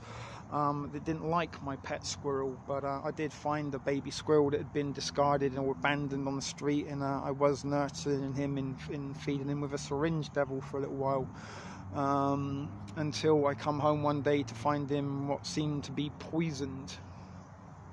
And poor little guy was literally dying in my hands, and when he couldn't breathe, it was cruel to keep him alive, if you know what I mean. Quite heartbreaking, in fact. was a very upsetting thing, so I did turn in a short while, become quite attached to that little fella. But raccoons also I sometimes befriend and feed with hand, although that may be a little bit dangerous because they do contain rabies apparently. But the raccoons in the neighbourhood are a little bit tame, and occasionally I've given them a morsel and a little tidbit of something to eat, and they've come up and eaten from my hand. But a raccoon would be a pretty cool thing to have as a pet. You don't see many people with raccoons. When I was in Cali, I used to keep lizards. I love reptiles, in particular lizards more than snakes. Find them very, very fascinating. Lizards and insects, and birds I'm very, very fond of. But yeah, maybe in the future when I've got my own space, my own place, then I will have probably more animal friends and human friends. Someone coming around on a bike. Don't know if this is a vigilante or just a keen bike rider. Probably just a keen bike rider. How are you doing? Good, yourself? Fine.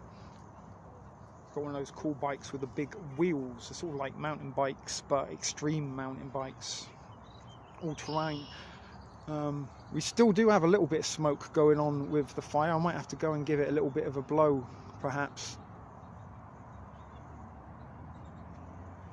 Yeah, they're vicious little fuckers. I actually punched one once. Well, I didn't go out of my way to punch a raccoon, but it got itself trapped in the garbage can and couldn't get out. And I lifted the lid up to let him out, and he kind of sort of hissed at me, and sort of instinctively I sort of punched him in the side, sort of more in the back area than the sort of chest. But I have punched a raccoon in self-defense. It wasn't like I went out of my way to be cruel to him or anything like that.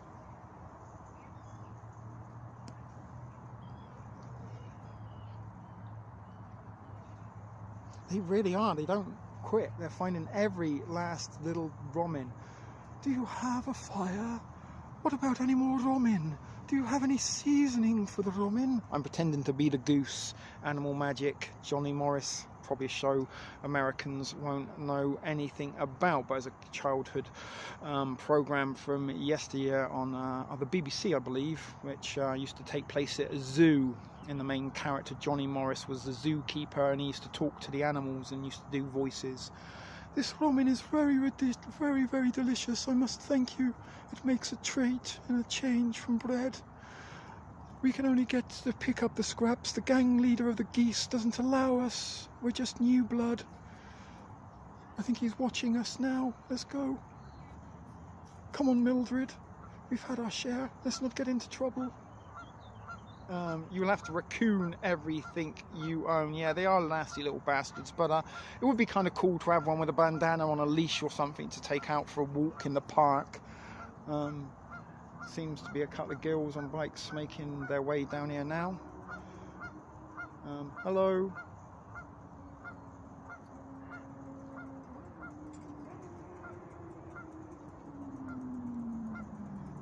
How are you doing?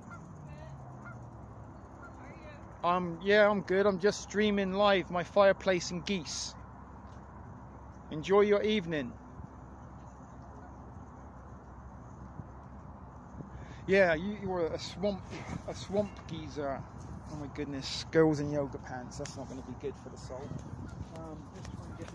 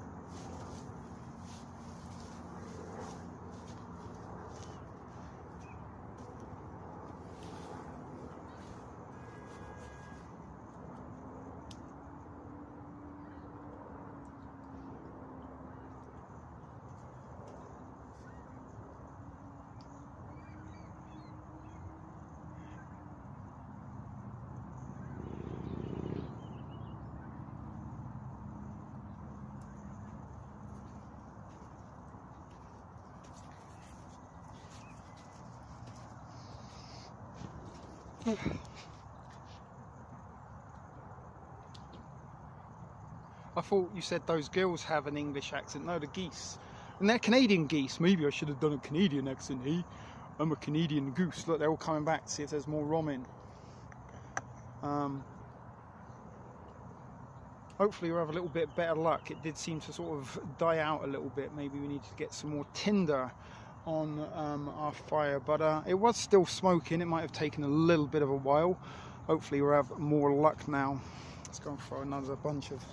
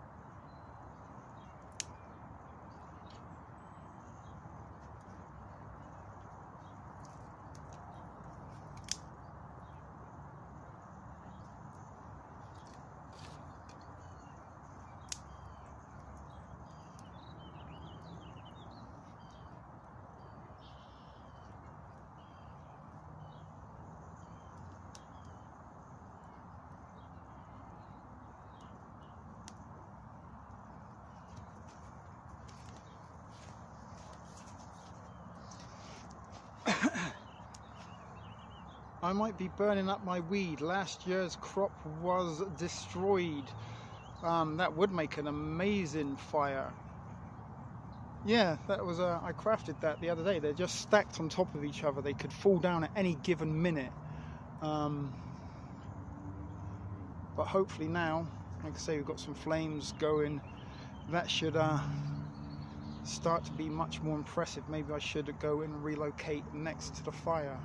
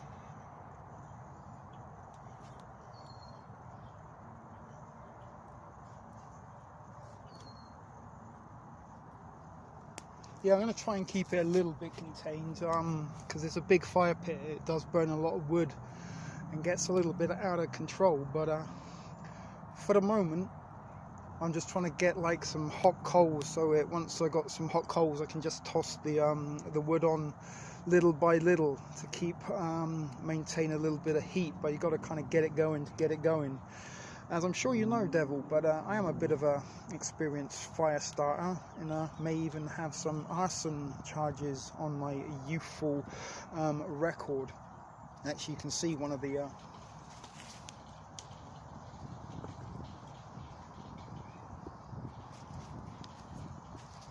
rocks had fallen off.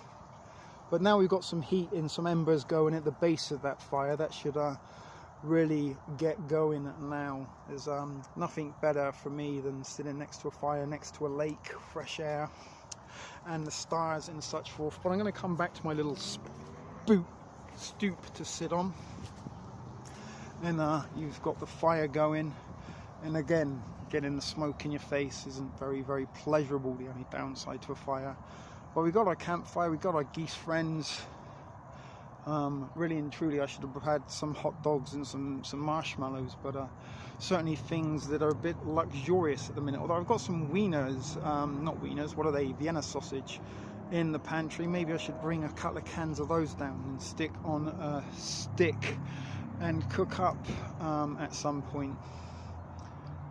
Dang, you blew up your neighbours there, was it? You weren't... ATN's still here. You're on your way to work, I'm guessing, ATN. And Devil, you weren't cracking up some crack or crystal methamphetamine by any chance in that accident, or was it an accident at all? Was it a deliberate assassination attempt on your neighbours for maybe reporting you for growing things that you shouldn't be growing? Just theorizing.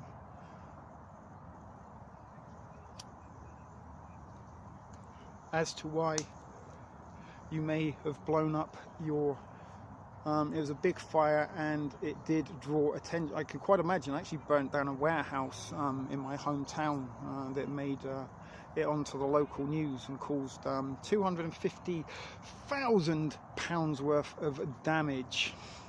Gasoline. I'm at a bug out place. That's pretty cool. Why are you bugging out? Is it got that bad where you are, Etienne, that you need to bug out, or are you just sort of out and about for some evening exercise?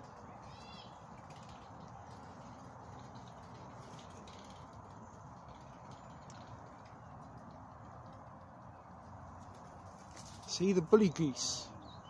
He's like back for some seconds on Robert. It was an accident. Okay, I kind of guessed it would be an accident. I wouldn't really see, well, you never know, but I can't see you going out of your way to possibly blow up your neighbour's house on purpose. Can I get in off this rim? Did you see that, guys? I tossed my joint butt in it bounced and went into the, oh god, so there's a hot dog, someone's cooking hot dogs or burgers. Oh, it's your shack in the woods. That's cool. I wish I had a shack in the woods right here. That would be a lovely location to be able to sort of crawl out in the morning and wake up to the lake and the geese and such things. Oh my god, the guys with the fire behind are cooking up some burgers or something. I just got a little bit of a smell, which yeah, you should do that. And maybe Devil, like you said, you're going to put some of your pics, maybe, you know, in some of these out and about TSP streams. I want to sort of feature some viewers' pictures and stuff. Maybe that'll be something, you know, because we've done a few panel shows. Hopefully we'll do a few more in the future, but it is nice to sort of put faces to names and things. So yeah, that might be a nice thing to do over the course of the summertime. Share your shack, share your plants, things like this. As I said, open to any suggestions. But there we go, look, it's almost white already. Sorry, Mr. Goose.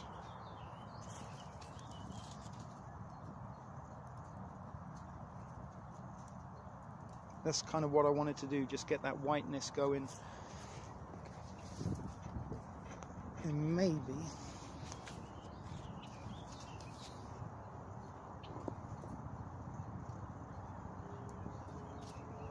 see, the rock fell off again. They're very precariously placed.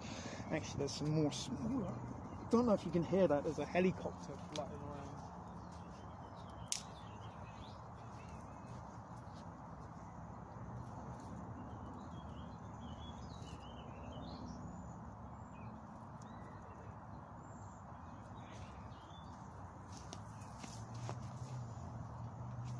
Which is probably the news copter. It's that time of day they're probably getting the traffic reports and stuff.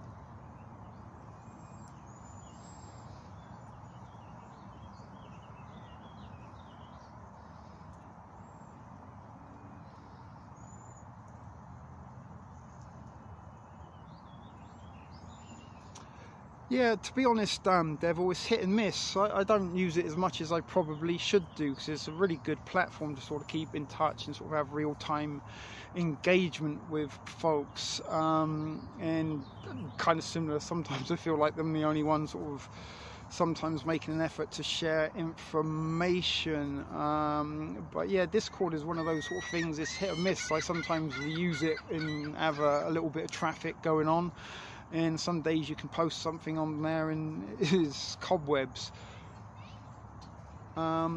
That could be a thing. We could have a Devil Speak weed update. This is what is weeds looking like in May 2021. This is what it's looking like in June 2021. Yada yada, whoop de woo, ray tay tay. You get the picture. I would love to come. That would be a wonderful stream experience. Tea in Etienne, in a shack in the woods in Quebec. Campfires in 420. Yeah, I mean, this is kind of the thing that the TSP, like my Facebook got shut down. I had like about 300 friends that sort of accumulated from my YouTube endeavors on that profile that got shut down. And there was sort of a few people in the TSP Discord that probably we would rather rid of. Danielle, Michelle. Excuse me there, not Michelle. Yeah, it was Canham. Michelle Can. I never remembered her first name, only ever remembered her as Canham. Bless her soul, wherever she may be. My first weird and wonderful stalker viewer. I often wonder how many Camhams there truly are in the audience. But she was a little bit weird. But again, there were more people in it. In a couple of occasions, we did have some fun times there.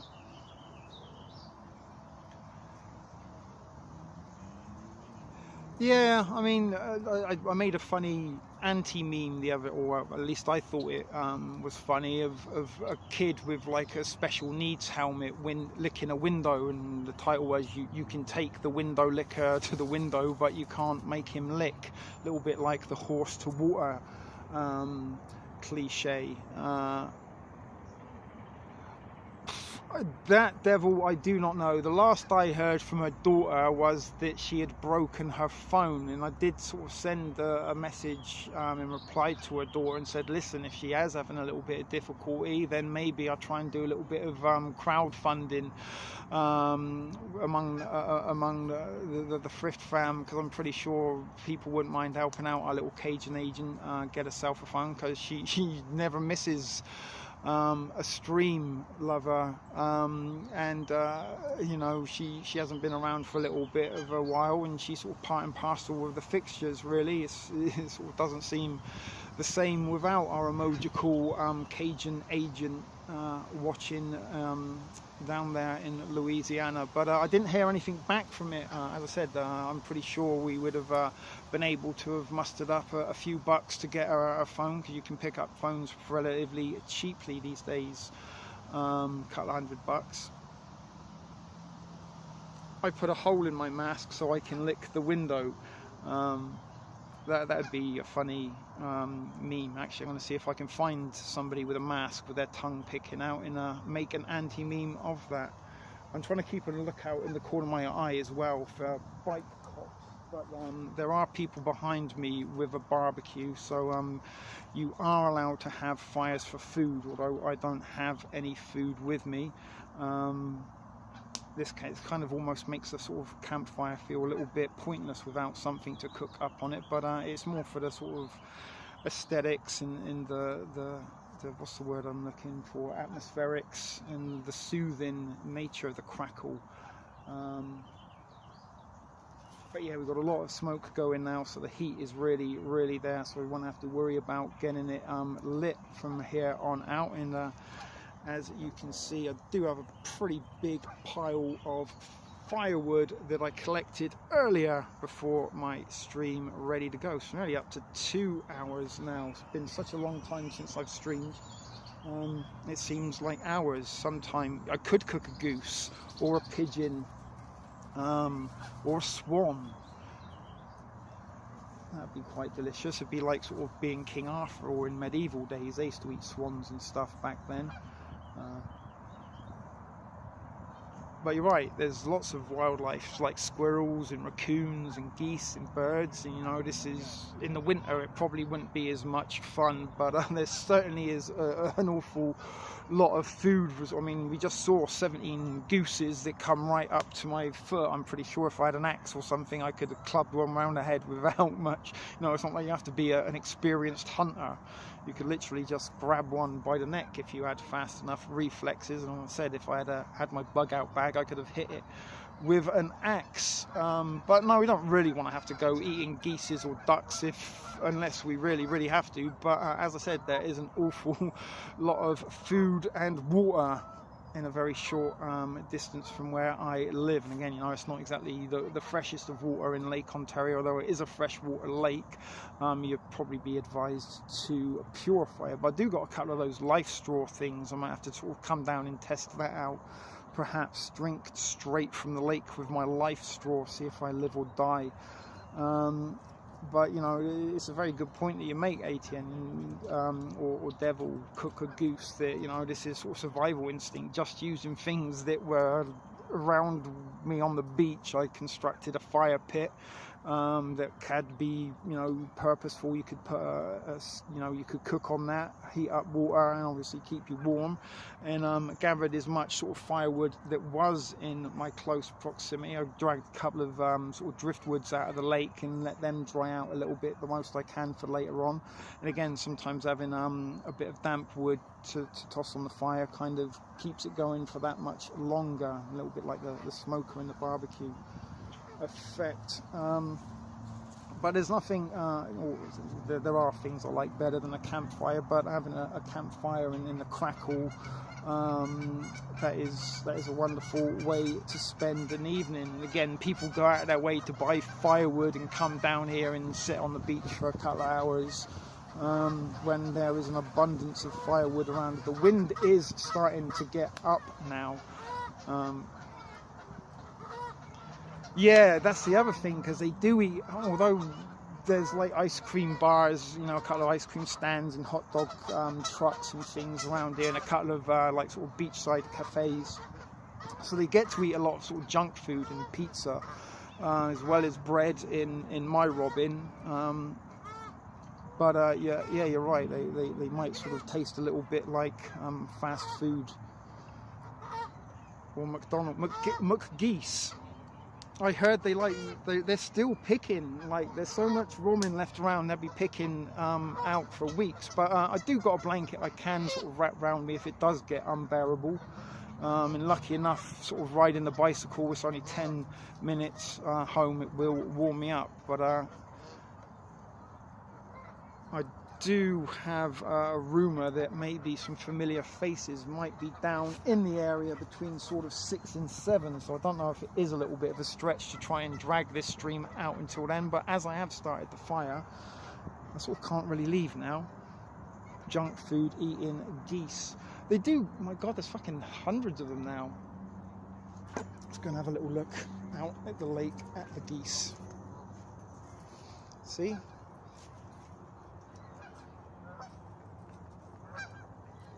Well, there's not hundreds, but there's quite a lot of them.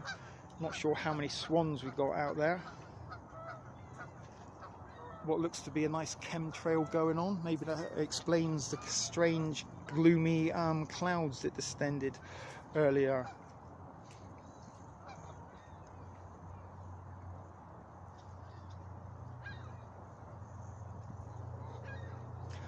Yeah, it might have been yesterday, actually. I think I saw something posted somewhere.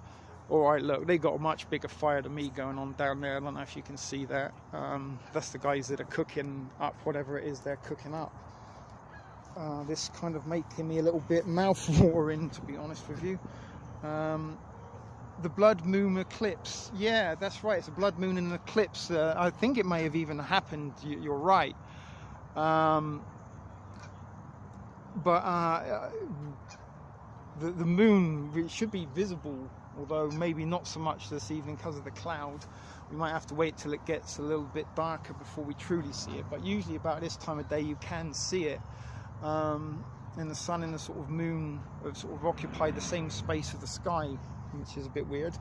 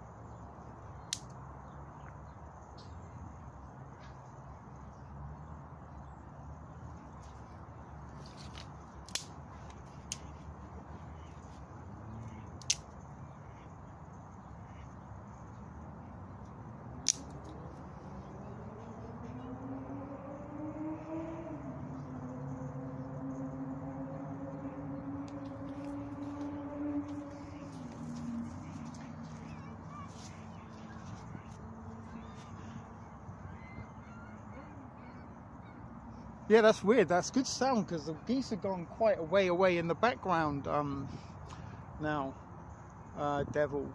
So that's interesting. All right. Hopefully we'll get some more flames very, very soon cropping up. The girls on the bikes keep kind of looking over. I kind of noticed out of the corner of my eye to see what I'm up to. But it says we still got 7 watching, Devil, but it seems like you're the only one that is finding the conversation within you to enact. I know Etienne's out at his hut in the middle of the woods with his cats that he's got to feed, but who are the other people watching right now? Is Honks still around? Give us a sign if you're still here, Honks. And the other people, the other silent viewers, don't be shy. Say hello. Did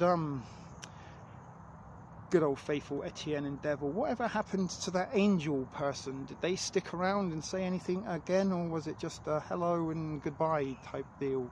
Angel, let us know if you're still here. It'd be nice to know that we found a newbie that figured like sticking around, although there's not really been that much of interest other than the geese and the birds that come to feed. And now we sort of got our fireplace on. As I said, I got nothing else really going on today. I'd only be sort of sat at home scratching my ass figuring out if I should stream or not, or start recording stuff. So make the most of the warm weather while it's here and sort of get out and about, fresh air, even if it is for a few hours. And as I said, I figured rather than being lonely, now I've got some sort of data in credit on my phone that lets stream and hang out with some of the regular offenders. You might count as 2, quite possibly, Etienne. That kind of sometimes happens when I'm watching at home in the studio, because I usually stream on one phone and then have my other phone to sort of interact with you on the chat and sort of copy and paste links and things where they need to be copied and pasted to, and that often adds an extra viewer to the proceedings. But sometimes I think that they just make up the numbers. We've had it a couple of times before where it said there's only 3, but there's been at least 5-6 people chatting, visibly chatting. And sometimes, you know, every time I say, oh, I'm about to shut down the stream, call it a night, because we haven't got many watching, all of a sudden the numbers boost up. And of course, you guys should be all too familiar with the Gusset Girl syndrome.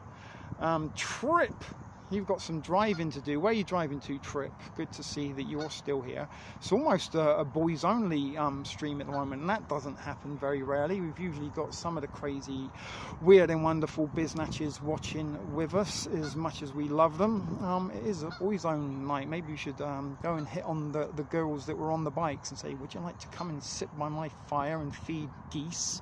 Well, we can't feed geese, we're out of romin, so that would be a little bit of an empty promise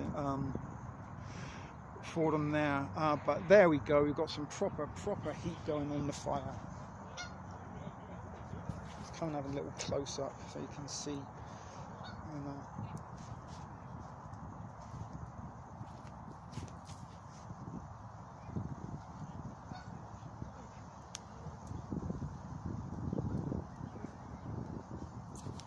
It's a nice little welcome bit of heat.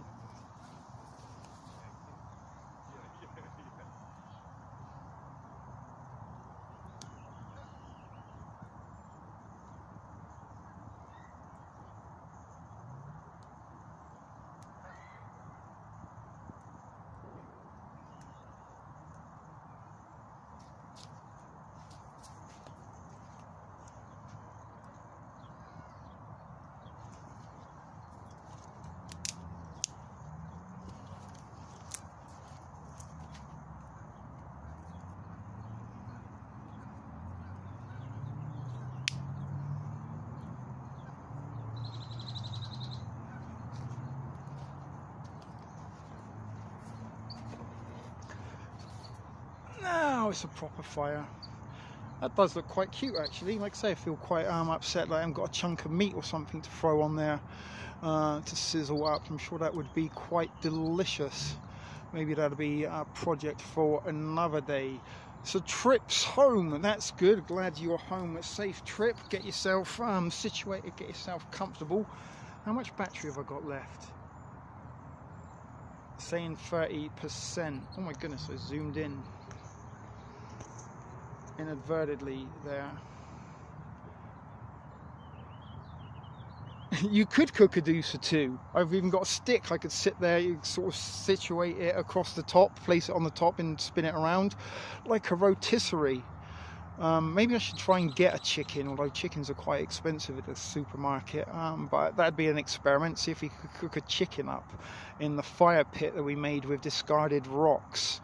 But now you're getting me hungry thinking about roasted chickens and roasted geese, or some Peking duck. That'd be fucking delicious. Probably the duck would be my first choice of thing to cook out of all the wildlife here at the beach, then possibly a goose, then a swan, then a pigeon, then maybe seagulls. I don't imagine seagulls would taste very delicious at all, although they do eat a lot of fish, so maybe, I don't know. But you don't ever hear of people eating seagulls, so I'm not sure if they're that edible at all, although I'm pretty sure, you know, you could eat them, maybe cooked up, deep fried, get some crispy coated bread in on them. That might be a treat. But that fire looks quite beautiful now. It's almost the quintessential campfire, wouldn't you agree? Share and agree if you think that that is the quintessential campfire right there. That would be cool as well if we had someone, if you were here, Devil, you could sit down and start. I'm pretty sure with your guitar and my fireplace and accent, we could attract not all of the bike riding girls at the beach, but one or two maybe. Funny enough, the other day I was out on my bike ride and I stopped for a little break, and a Filipina lady, quite an older Filipina lady, in sort of Asians do have that sort of fountain of youth, so the fact that she looked old did sort of say she either had a very, very haggard life, which may have been the case, or she was probably older than she seemed. But she also looked sort of like a more masculine version of Dog the Bounty Hunter, and she sort of not necessarily hit on me, but sort of stuck around and, oh, I like your tattoos, a very sexy tattoo. And she told me about her tattoo, but she didn't want to show it to me because it was in a place that wasn't visible. But I've got a spider running up my leg now. I've knocked him off. I was going to try and pick him up to show you the spider, all sorts of wildlife down here at the beach. What's the time saying? It's close to the time where the friends might be making an appearance, so hopefully I can keep streaming a little, because I really need to pee. And I realised I can't really sort of take my camera with me to pee. That would be a little bit weird, and I don't want to sort of leave it, because that would have been when somebody comes and grabs the phone in the bike and runs off. When you get tired of eating ketchup packets of McDonald's, yeah, you're right, that's what I'm saying, so you never say never. But as I said, if I was living primarily down here at the beach, I'd probably sort of, you know, pick away at the ducks, and the seagulls would be a last resort, although the seagulls are very, very plentiful. There's quite a whole bunch of them. And we also get like herons and boobies, I think, also come down here and sort of hang out. Hello, playing Legos. But there's not much to chat about, I guess, Maiden. It was just sort of a sort of chill out. We sort of don't really do videos or streams like this at Reality Decoded. We all sort of have a couple of hours where there is presentation, and then sort of I fill out the rest of the time interacting and chatting live, which is sort of something I kind of enjoy, and does seem to be a bit of a winning formula, not necessarily the ultimate winning formula, but it does seem to be a formula that works, let's say that. So it is a little bit of a break from the norm that was once the norm, to do sort of streams about absolutely nothing. And as I said, it was really more sort of relaxing, chill out, let's just hang and kick it by the lake, even though you guys aren't here kicking it with me at the lake, which would be fun. You know, I'm pretty sure we could get Devil plucking his guitar and get Maiden up dancing around with the geese. We could send Etienne and Trip off to gather more firewood, maybe seduce the bike girls in yoga pants to come and join us, and you know, have some frolicking and festivities down here. But this is the next best thing, I guess, the virtual experience. And you know, I have sort of spent maybe 7 or 8 days down here on my own in the last couple of weeks, and even though I did do a couple of bits and pieces of recording, it did seem a little bit soulless for some reason, and it does seem to be a little bit more enjoyable with a live audience, doing these sort of out and about streams rather than sort of pre-recording it and then going away and editing it, as is the case over at Reality Decoded. Talking of swans, a couple of them, I think I've done something to my tripod. I had it set up so it's perfectly in alignment. There it is, that's what's wrong. I had it the wrong way around. So we've got a couple of swans joining us now. Flames beginning to die down.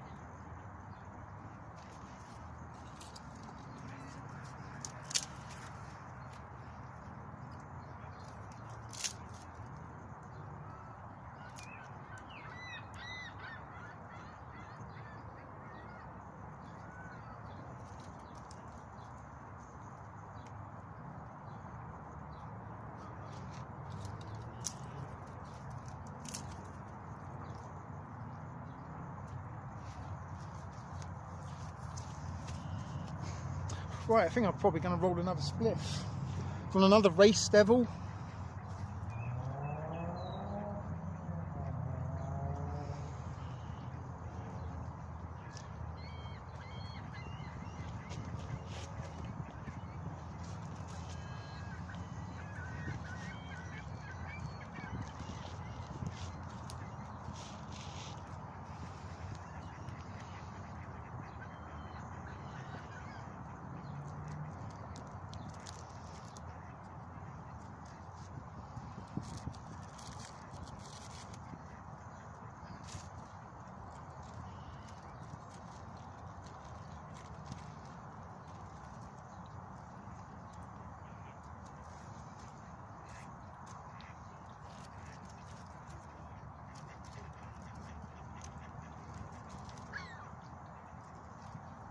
Okay, and I am accounting for the time delay.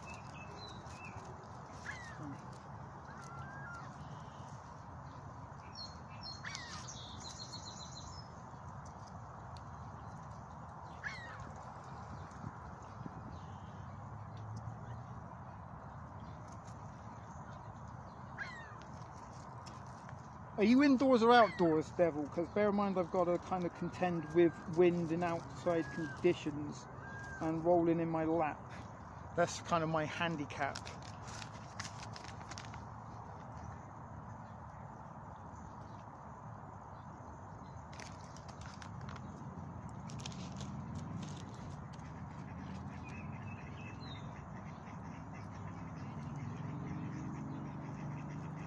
Can you hear the ducks? Oh my God, there's about 10 ducks just arrived. They're a little bit late to the proceedings if they want romming. All the bike girls are getting up. Maybe they're gonna come and check out the fire on their way back. Or maybe they're gonna meet some guys on Tinder.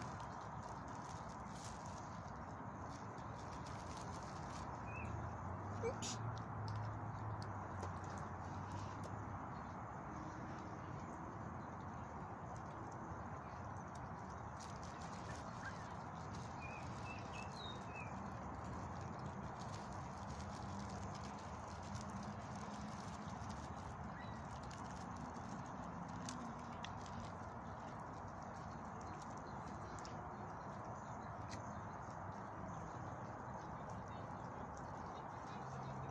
I'm rolled, Devil. How are you doing?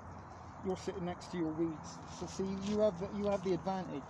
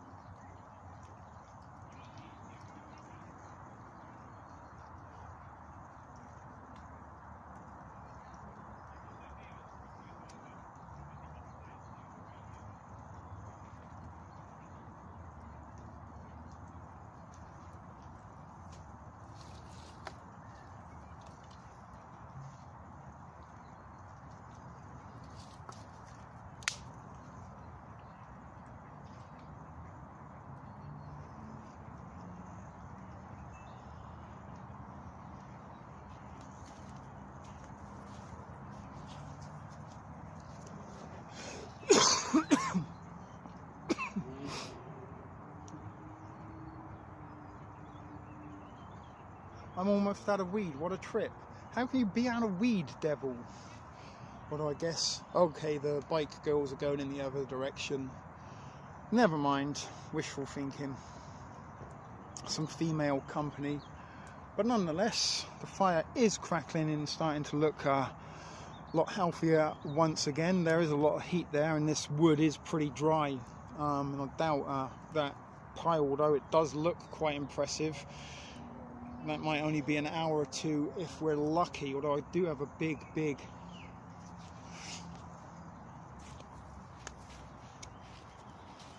this?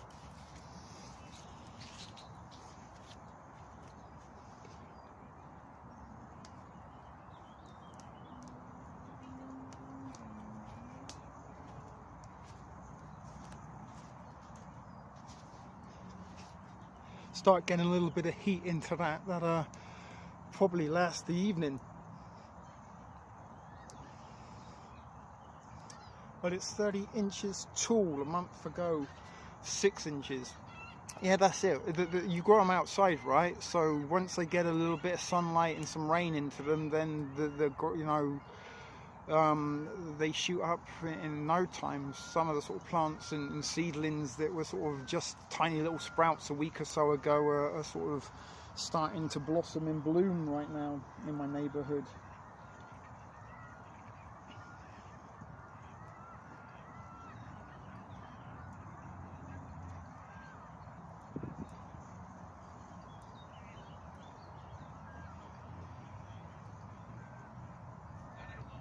Is it legal where you are, Devil? Or did you still have to sort of phone a guy and meet a guy behind a 7-Eleven in a dumpster?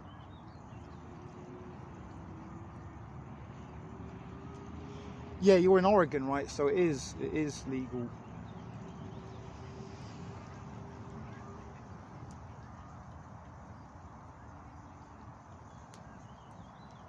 Quite a few new dispensaries are opened in a stone's throw from where I'm living. We might have to do a walkabout at some point and go and check those out, because there's like a little corner where there's about 3 or 4. Nearly all the girls that are out and about, either if they're walking or on bikes or in yoga pants tonight, I think they just sort of look the part that they're keeping fit, but really know that they're showing off their curves. But yoga pants everywhere. But yeah, the weed dispensary is like a little sort of corner, totally legal. Yeah, a little corner that's sort of developed where there's about 3 dispensaries all in close proximity. And it's very strange because it's all curbside pickup. You're not allowed to go in places. So essentially now, although weed's legal, you have to buy it on the street, right? They just sort of set up a little table outside of the shop and you sort of go and ask what you want. and they go out the back and get it for you. But it's not too far removed from those good old days of black market weed transactions, although it's been sort of semi-legal ever since I've arrived in Toronto. And there was a few years where there was there's like about 400 or 500 illegal dispensaries in Toronto.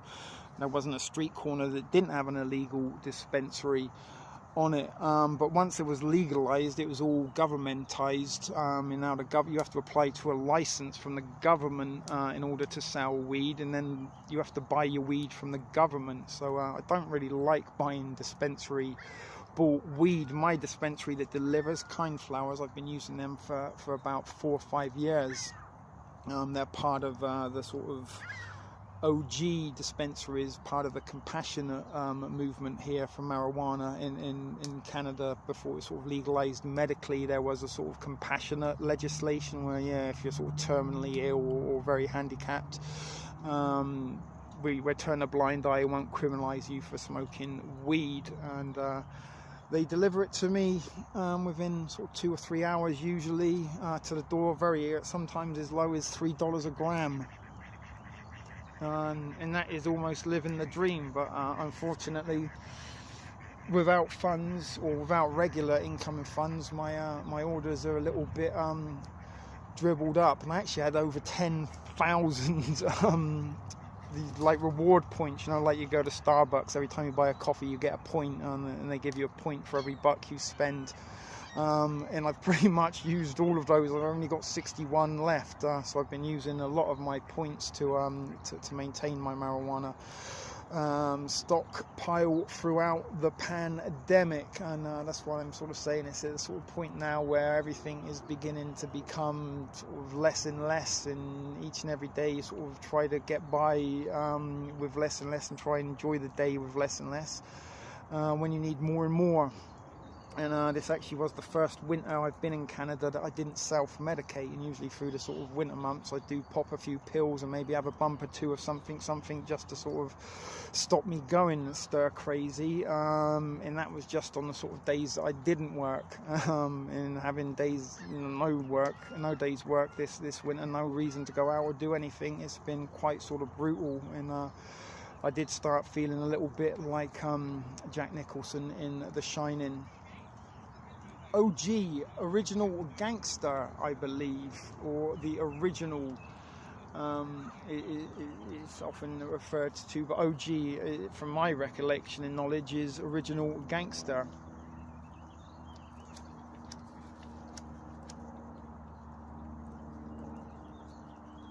Unless there's a different version. Spandex is a privilege, not a right. Yeah, some girls that wear spandex should come with a health warning, is all I'm saying. Not everybody looks good in spandex. Not for everyone. It started out as ocean grown. Really, ocean grown. And does that help, like growing weed with ocean water? Have you ever tried that in your endeavors?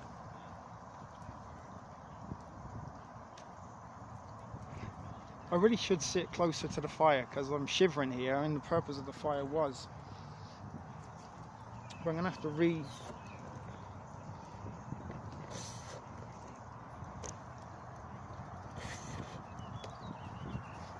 position my camera somewhat.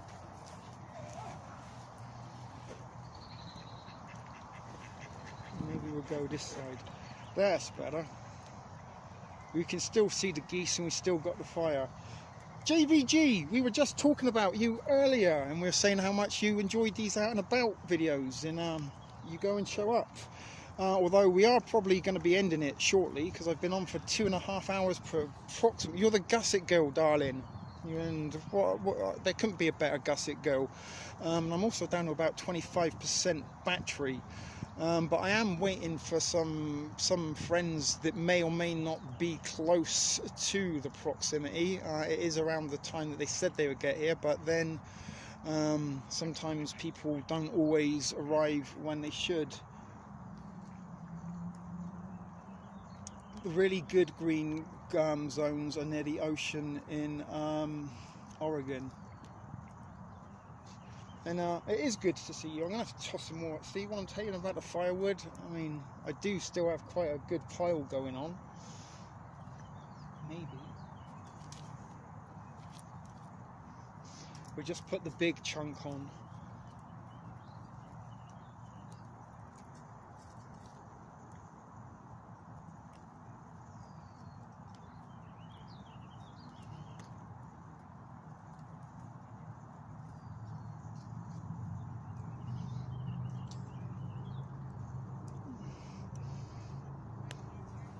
See what I'm saying, Gee?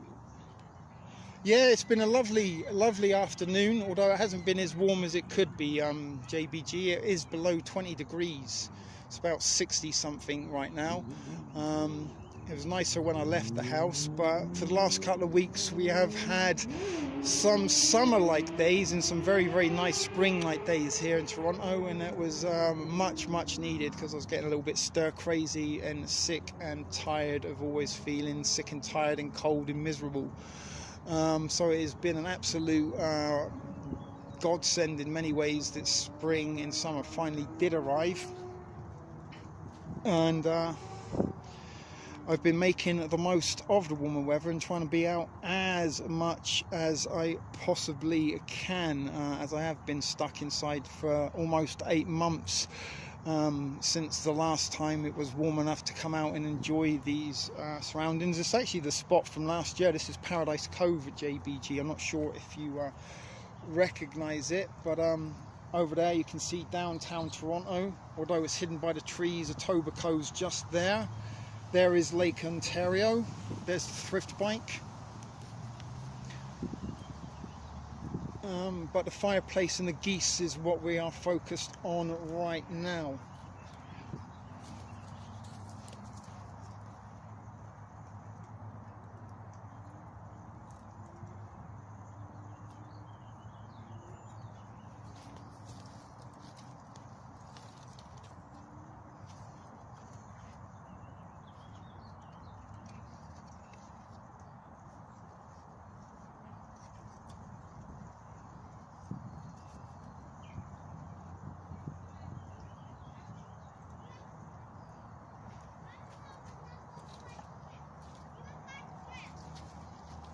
Uh-oh, I can hear a child coming.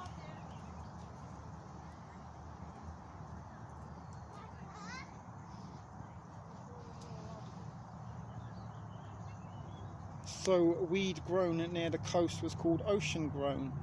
Well, there's an interesting fact that I didn't know. As I said, I always thought OG was ocean for original gangster. But as they say, you learn something new every day. You missed the feeding frenzy, JBG. We had about like 30 or 40 birds around us at one time. I bought some of my older ramen from the pantry that was going a little bit rancid and stale, and I fed about 10 packets to the geese, and at one point they were literally eating out of my hand and had one sitting on my foot. But that was fun and interesting, and as I said, this is my little sort of kind of sanctuary, and where I get my serenity on, and where I escape from reality, and more importantly from manic, lunatic, delusional roommates. You know what I'm talking about. Judy Bow, but yeah, I've got a little bit of sun on the skin. I've got a bit of a tan going on in the early days of spring and sunshine, and having a tan sort of makes me feel a lot better about myself. I don't know why I call it vanity or something like that, but I always feel so very sick and pasty throughout the winter when you don't get out, you don't get outside. There was a burp for Baby G, wherever she is, not Baby G, Baby P. So yeah, certainly starting to feel a little bit more normal and starting to get my summer on. Although today wasn't as summer-like, it was more like sort of late spring, but it was warm enough to be outside, and it certainly is better than being cooped up in my little basement, endlessly editing videos that very few people ever get to watch. But never mind, it kept me busy and gave me a little bit of a purpose. through those months. And now that the warmer weather is here, as I said, it's time to get out and about and do some live streaming. And this is actually the sort of first day that in the last couple of months that I put some credit on my phone, so I've got some data to be able to stream. Yeah, this is my favorite part of the year, Judy. It's like I've just got out of prison, darling, in many ways, in this year more than ever, because of not having a work or job or somewhere to go to sort of 5 days a week, which was the norm for me for such a long time. Even though it wasn't very pleasurable going out in the winter, you know, in the work and in the kitchen, it was sort of warm, and I got to sort of see the girls and the guys that I worked with, as well as the sort of customers, and sometimes my buddies would come in to watch the soccer and shit. And that certainly does sort of help, having something to do each and every day. But being stuck inside in pretty much solitary confinement, and only ever sort of having one other person to talk to, if or not you want to talk to somebody, you don't always get the choice in close quarters. You can't choose your cellmate, as they say. So it really was sort of getting to me, and I really was beginning to feel as though I was locked up in prison. There was never going to be an end in sight to the fucking winter. And literally the first day it was warm enough to be out in a pair of shorts, in a t-shirt, I pretty much sobbed in the shower as I was getting ready to go out. It was finally I had something, and it really did feel like the day that they unlocked the doors to the cell and said, you're free to go. And I have, as I said, been outside as much as I possibly can, and for as long as I possibly can, which is why we haven't sort of had regular streams or any uploads for the last couple of weeks, because I've sort of been having a little bit of a vacation. Yeah, and as you were saying there, it does only get better. It is late May. June, the sort of next few days don't look that great. We're not going to be over the 20s much, but there are going to be some sun. But June, July and August are certainly going to be the better and warmer months, and that's why I love the sort of the month of May, because it's sort of the longest amount of time you have possible of good weather. Sorry, there's a bit of smoke getting in my eyes, in the back of the throat there. So that's good as well that you got outside, but I mean, you're a little bit blessed in Texas that you have sort of a lot more warmer weather than you do colder weather, although you did get hit with that freak weird ice storm. Pretty sure that was due to weather modification and weaponized weather technology, because that is something I'm pretty sure you and Baby P, I know, said that you've it's not common for Texas to ever be that cold, and it's probably the coldest you've ever known. But being outside does make an awful lot of the difference, and I was sort of saying earlier in this stream, JB, that I started falling asleep a lot earlier, sometimes before midnight. I'm up early in the morning, or earlier in the morning, not the crack of dawn, but 8 o'clock, 7:30, 8 o'clock.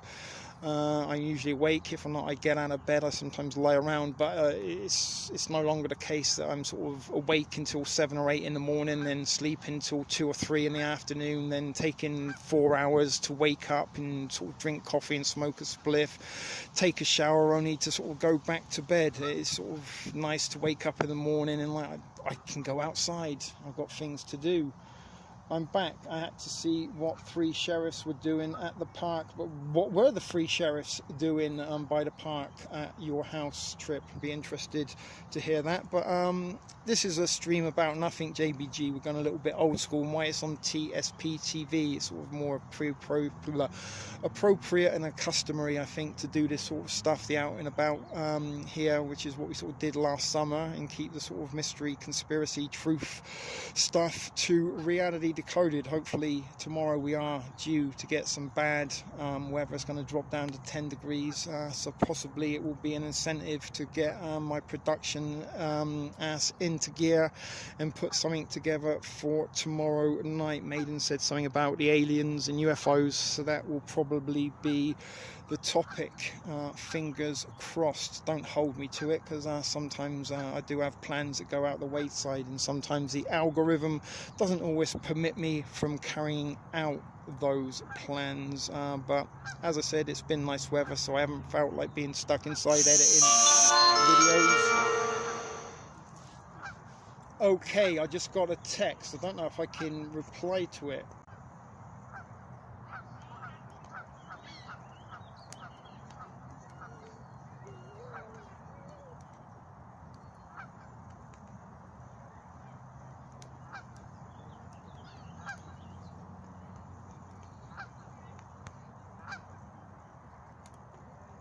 Sorry, I'm just texting.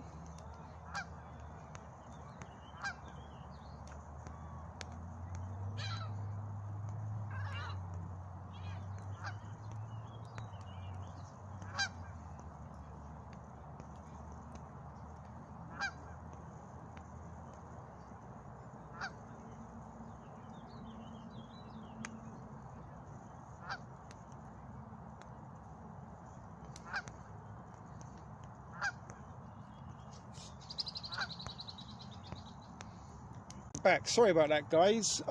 So where's all the they're probably scared away by the guy in flip-flops and shorts and guy liner. Well, it's not guy liner, it's Cajal. It's medicinal for my eyes. It adds zinc. But yeah, there's hundreds and hundreds, well, not hundreds, but there are a lot of spandex girls. There's actually a little gym area, an outdoor gym not far off. That's just like the sort of prison yard right there. There are a few spandex girls trip, and if we were, I mean, it looks like I'm kind of in the middle of nowhere, but if I just turn around, the cycle track is like, you'll see some people walk by in a minute, although not anyone in spandex. There you go, that's how far away from civilization I am. But sitting down here next to my little fireplace is my tranquility, my serenity, and my escape. And hopefully you guys will find this as relaxing and as soothing as I am. And it's been a pleasure having your company for the last couple of hours. You know what I'm going to do? I'm going to plug in my power bank.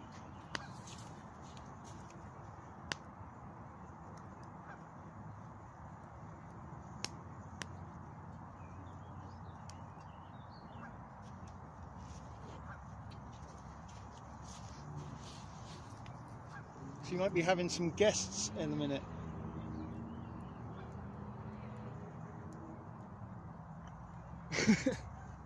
Yeah, my goodness. I've often made references to trying to fit a watermelon into a condom before, in terms of some girls in leggings. Use your imagination on that one.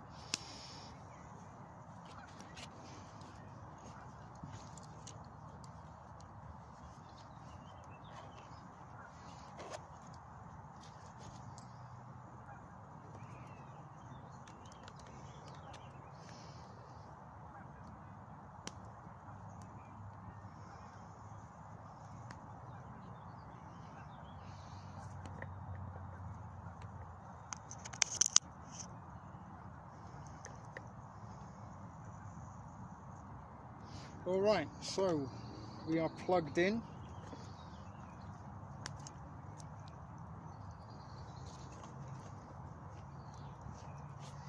We have additional power. And as I said, we might be getting a guest very, very shortly.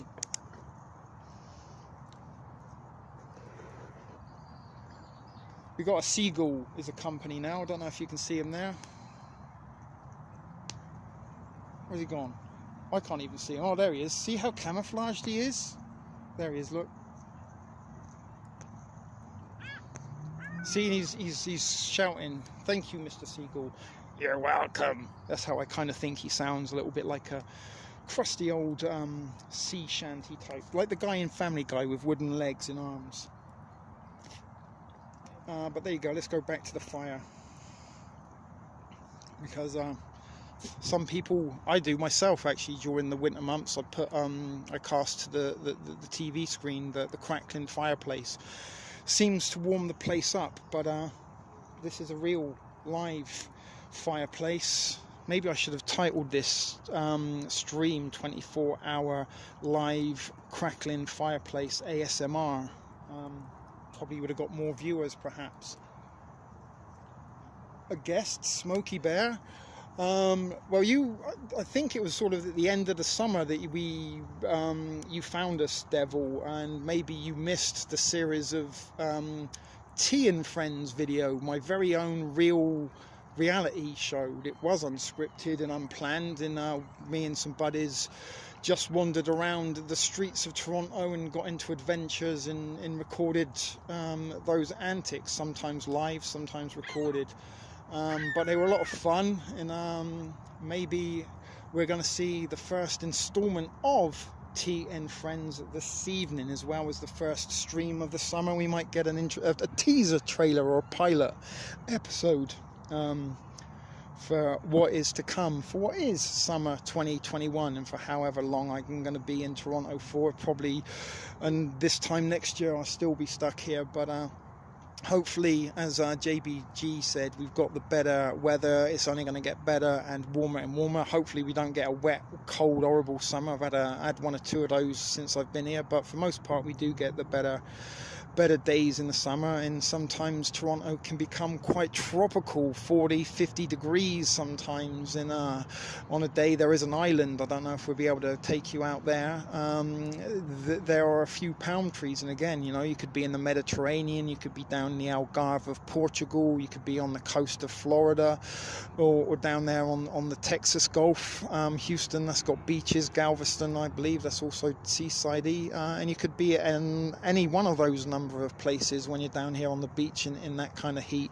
You don't have to go away to far off destinations, and the island is a wonderful place to go to get away from it. It's very much like this, but there's no roads and nothing, and you have to get a ferry over there.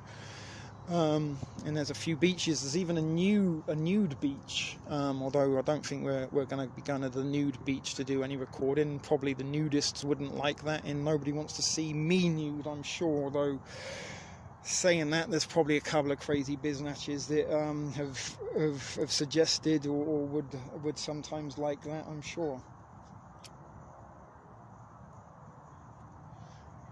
But I really want to pee, and I don't want to like move away from the camera, and I don't really want to leave the fireplace. I'm sort of holding it in and a little bit cross-legged. Let's get a couple more.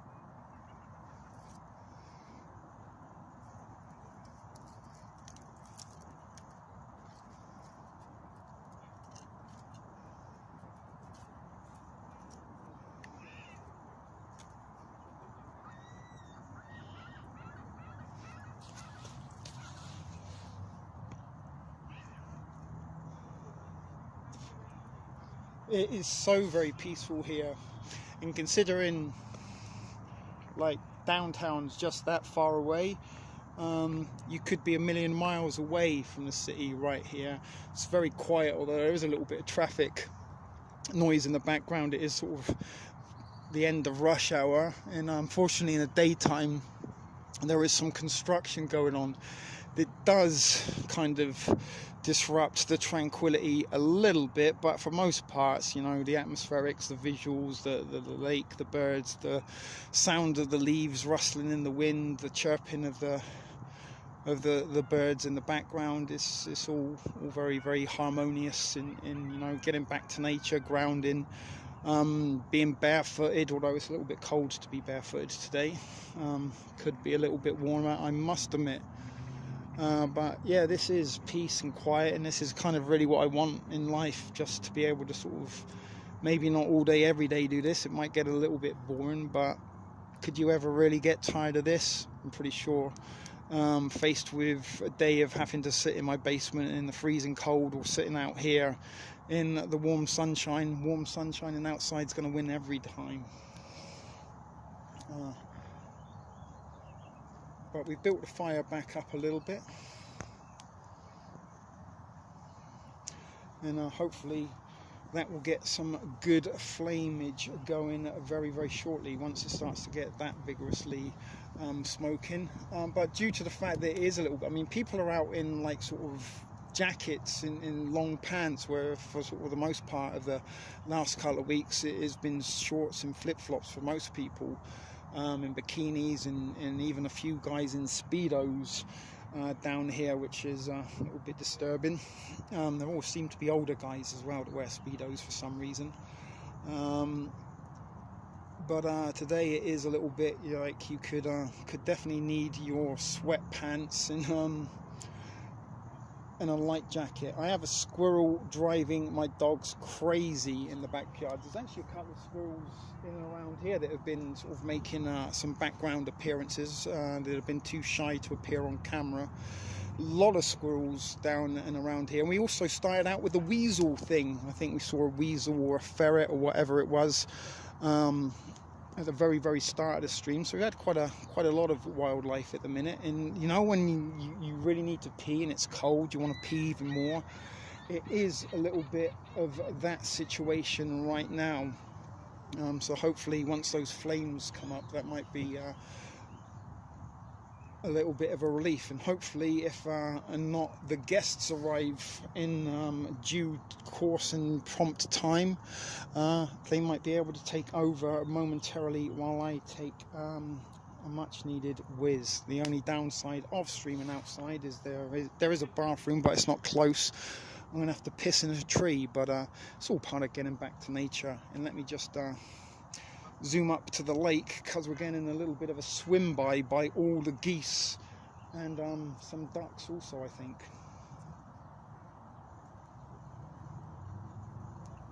And there you go, you can kind of, in the far left of the screen, just catch the CN tower, the lake, and there you can see the nature of the geese, and you can just see the flames of the fireplace. So, you know, it's kind of, we've got the city and we've got the meets nature. And they do actually say Toronto is a sort of city within a forest, and there is an awful lot of green areas within this huge city. It is the 4th largest city in North America and one of the most largest cities in the world. Toronto, for those of you that don't know, there's a Toronto fact, but again, many people don't kind of associate Toronto with somewhere that would have beaches and islands and lagoons and things.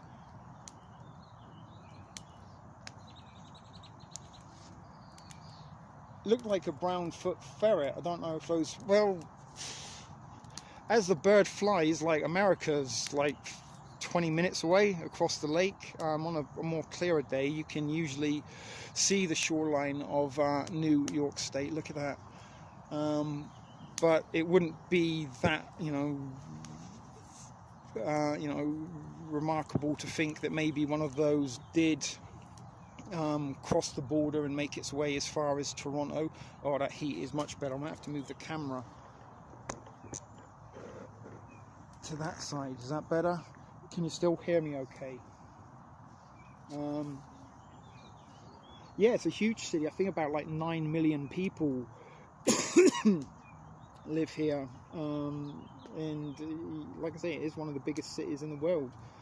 But not many people, though some of you regular offenders will know that sort of Toronto does have a few hidden gems like this, and literally 10 minutes from my doorstep, and this sort of makes location and sometimes unbearable company that much more bearable when you can come out and enjoy this. And it'd be a much nicer if you could enjoy this sort of lifestyle for maybe 6, 7, maybe even 8 months of the year, rather than the 3 months, 3.5 if we're really lucky, where it is sort of outside.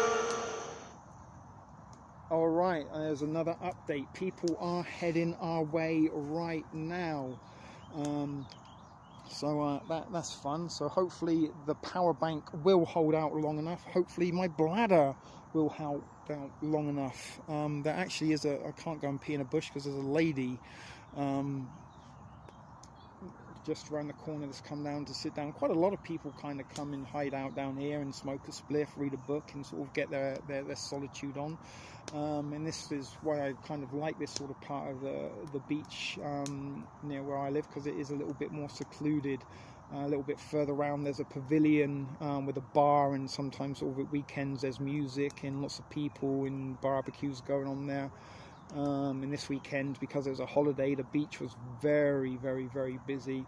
It felt like people were intruding my privacy, and you know, I kind of been down here for the 2 or something hours that I've been streaming, in the hour or so before, and I've hardly seen another soul other than the couple of girls that walk by in their yoga pants and bikes, and a couple of people that come by, a guy and a couple of kids, and took some pictures of the birds while they were feeding. But the fire is very, very calming, very, very relaxing in itself. You know, if you had a fire pit in your backyard, that'd be something that I do more often, but it is nicer to come down here by the lake and you sort of get that camping experience. And I have the luxury of being able to go and sleep in a nice comfy bed, take a dump on an actual toilet, and have a shower and come back and do it all again in the morning without having to lose that much time of actually being here and enjoying it. So I'm sure once the summer comes, there will be, or the warmer nights, there will be days that I don't leave. And I think the most I spent 3 days was the most I spent down here without going home last summer, sort of sleeping here and there on the beach and sort of eating whatever I brought in my bag and collecting firewood, and good times, you know. That's why I said a nice little hut down here, I'd be quite happy to be able to sit out and wait to die. That's a double-breasted mattress thrasher, I think. I'm not sure what you're talking about there. One of the birds. I kind of moved the camera so I can't read your comments as much because it was getting a bit close to the flames. But let's move it around this side again, because I do want to try and get the fire building on this side, which doesn't seem to want to do for some reason.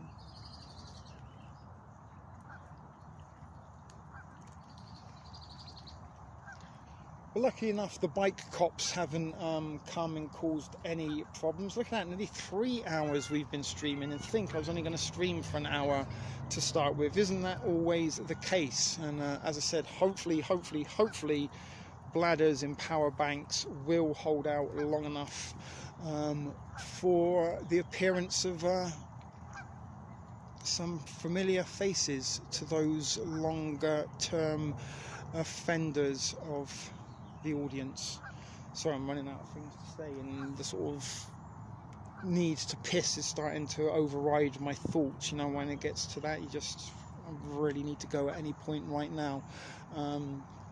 Why don't you tell me your worst ever experience when you really, really needed to pee but you couldn't? I'm not entirely sure if the lady that I was just behind me didn't come down to pee in a bush. I can't see her anymore. I could sort of risk it and nip just out of sight and try to, but I'm almost certain if I did that, someone's going to run over and grab the camera. They have been seen wearing yoga pants.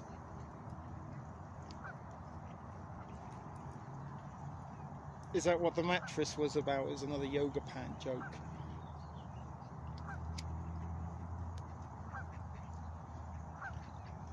Mr. and Mrs. Duck have come back. I don't know if you can see them.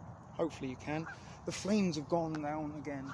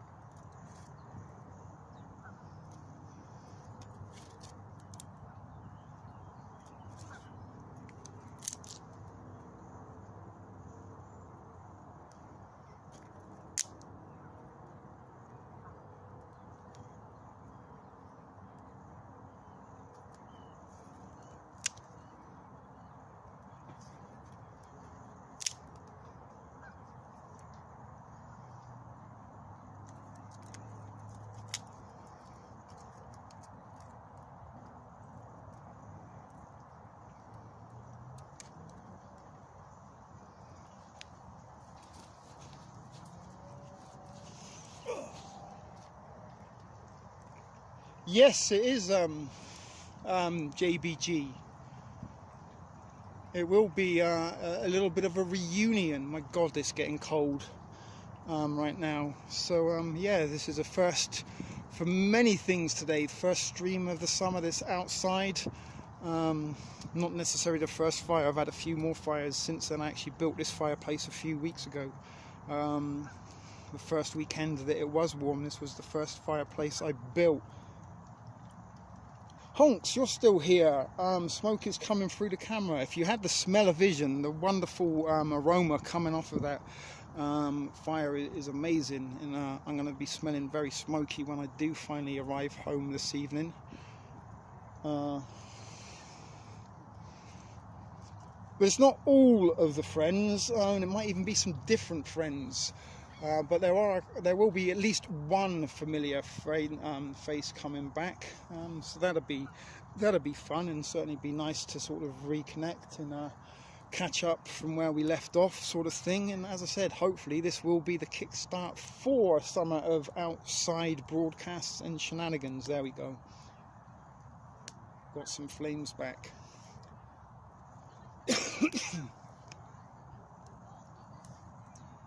And also getting smoke in my eyes, but I wonder how long it will be before we get kind of like smell-o-vision in when you're sort of watching the fire, then somehow they'll be able to stimulate virtual smoke in your house via your Alexa device or something.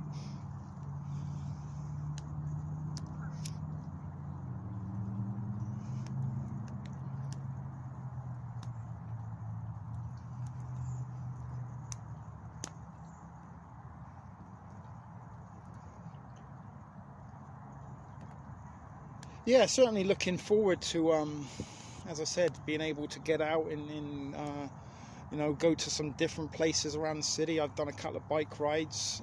If I can figure a way out of sort of mounting my camera to the bicycle or to the basket without falling off, we might try and do some bike handlebar cam recording. But I found a couple of nice little locations. I'm going to go and try and check out a few different spots that we didn't show you from last year, because like in my close proximity there's an awful lot of interesting places, like the pavilion where there's all the boats and the yachts that you can go and see. Ontario Place, that's another interesting little peninsula that you can go and disappear from the city, and it's also got some spectacular skyline positions to see it there. I've also got Hyde Park.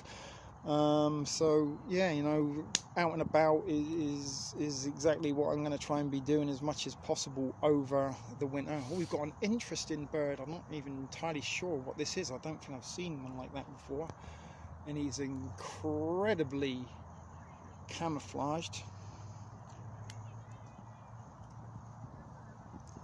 Can you kind of see him? Look where there's a red bit of wood.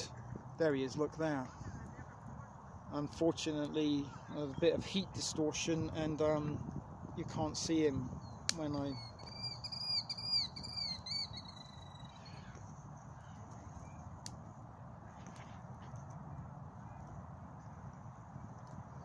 zoom in, unfortunately. And I think we've got a robin also. So this is, it's sort of usually about this time of night that the sort of non-aquatic birds start to sort of get their supper and go to bed and get the sort of sunset chorus. And they start their songs, letting everybody know they're going to sleep, and they're out getting, I guess, like I say, their supper before bedtime. And you can hear a couple of those songs and chirps going on, I'm sure, in the background. But that is a very interesting looking bird. I'm sure if I try to get closer or fly away, the sort of non-aquatic birds aren't exactly as friendly as the water birds. They will come and eat out of your hands, the lake feathered friends, but the other birds are a little bit more shy. We've got a couple of people just going out there on their canoes or paddle boards. Look at that fire now, guys. That is absolutely beautiful. Isn't that like the quintessential picture perfect fireplace? Share if you agree. 99% of you won't be brave enough, but let's do a little panoramic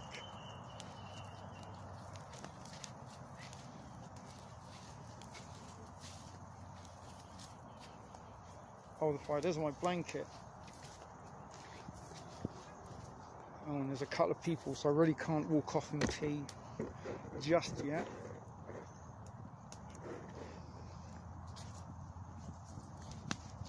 Let's move a little bit back because it is a bit close to the flame. We don't want to melt the camera. It is, isn't it? It's probably the best or nicest fire pit I've ever built. It's actually got about 5 layers of rock because some of them are buried under the sand. And it's even got like rock inside as a base. And I do dream of the day where I can build an actual one like this in my yard that won't be taken down. And sometimes, like, it probably hasn't started yet, but during the summer they get kind of people that come down that clean up the beach, and they usually do knock down fireplaces. I lost count of how many fire pits I built last summer, but every time we were out and about at the lake we built a fire pit, and this happened to be the first one of the summer, so this is kind of the bar right there. I did have a very small one just the other day when I watched the fireworks because the beach was so crowded. But I made this with rocks that you can kind of see there are rocks down there on the shore front. I picked up a bunch of rocks, built the ring, and earlier collected some firewood.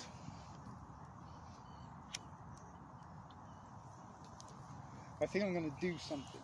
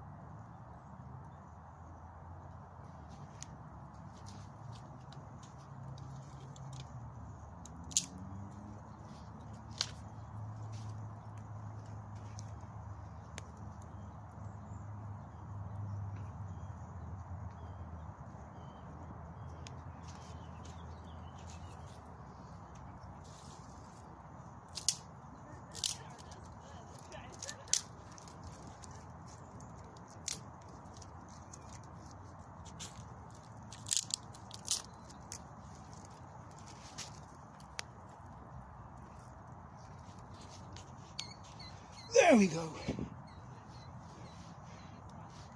Okay, we haven't got yoga pants, but we do have people in wetsuits on their paddle boards.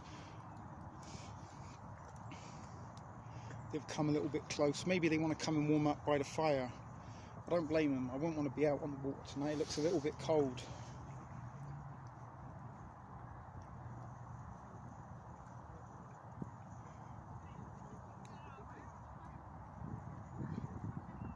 But they are very brave. I certainly wouldn't want to be out and about on the waterfront tonight. It's cold enough down on the shore here, colder still on top of the water.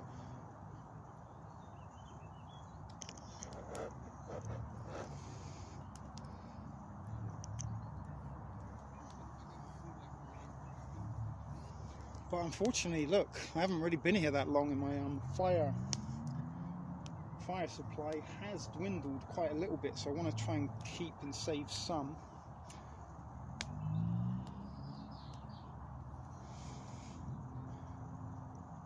And there's a kid and his mum throwing a ball around, and that's another nice thing about sort of coming down here, that sort of people tend to behave a lot more normally. It's not entirely mask free. You will see people in masks, but for the most part it's sort of the last sort of remnants of normality is where you will find it.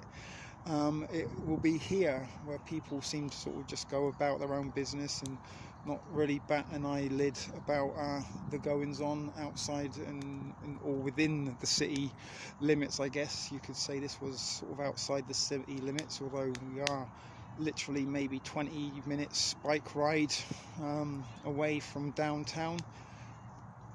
And hopefully we will be out and about and in and around downtown over the summer. It's not really a place I find enjoyable during the winter months. It just seems sort of colder and darker and more miserable being out in the city.